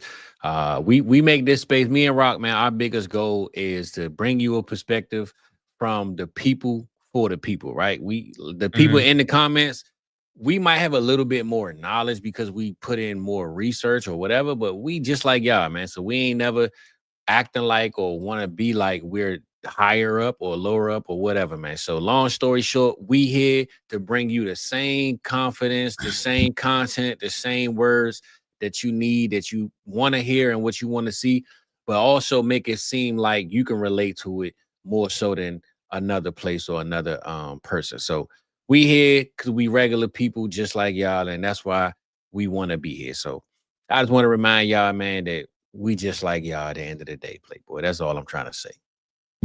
Yeah, absolutely.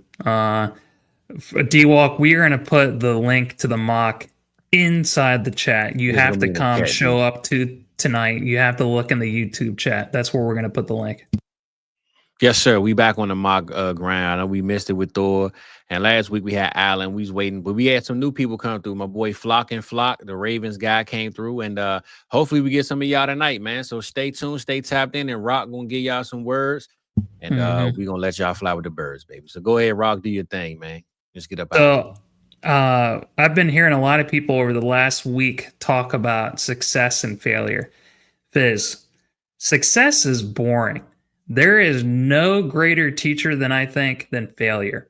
If you're not failing, you're likely not pushing yourself hard enough. And if you're afraid of making mistakes, you're likely not a very creative person either. The moment that you want to give up is the most important barrier to push through before you find success. So failure, it could be a good thing. That's all my word of wisdom is for this week. Well, I'm glad you brought that up, bro, because tonight I'm going to break this down. I seen this on the episode. Somebody broke down the spelling of certain words and how opposite they are, but they all are the same letters. I'm going to find that quote and I'm going to bring it up on the show. We will have that tonight or next week, whatever it is. Failure and success is like the same letters. Love and hate, same letters. I listened to this podcast yesterday. Literally every word they were saying, the opposite of, it had the same exact letters, just different meanings. So why not pick the positive side instead of the negative side? So we're going to get that in. I'm going to find that quote real soon and we're going to get up to it. But I know you said over there looking for something now, Rock. I don't know if you found something or you need to say something, but either way, no, it was Adam. Damn, it was Adam. That's what I was talking about. I'm sitting tripping. Adam is the one. I ain't even get my boy his flowers, man. ATM brought up that quote in our Discord with the Commanders chat, and he pretty much gave us I'm sure you watched it, Rock. You know exactly what I'm talking about. So we're gonna have to bring that down, man, because that was a good quote that my boy said he brought up to us. So again, we here. We ain't going nowhere. 7:25 Eastern time. We will be back with the lights on and the mock draft link in the chat. So anybody want to come join us, man, have a good time. You don't got to draft if you don't want to. Just come through, say what's up. Either way, hit that subscribe button, hit that like button, and me and my boy gonna keep cooking for y'all, man. So Fizz, I'm gonna read it now, just because we're in the flow of it. Let's close out with you, bro. I'm gonna put you on the screen solo, and then we're gonna get up out of here, Playboy. So this is someone else. Hold up. Hold on. I done messed up the theme already. God damn it. Go ahead, Rob. So this is someone else's. This is not my word of wisdom, but I think it's a great one to end on. Hate has 4 letters, but so does love. Enemies has 7 letters, but so does friends. Lying has 5, but so does truth. Failure has 7 letters, but so does success. Cry has 3 letters, but so does joy. Negativity has 10, but so does positivity. You always have a choice. Choose the better side of it. There we go. We gonna end like that, Playboy. And we appreciate y'all. Good words of wisdom, and always pick the positive side and things. Rock, close us out, big dog. We out of this thing. 7:25 Eastern time. Be right back, baby.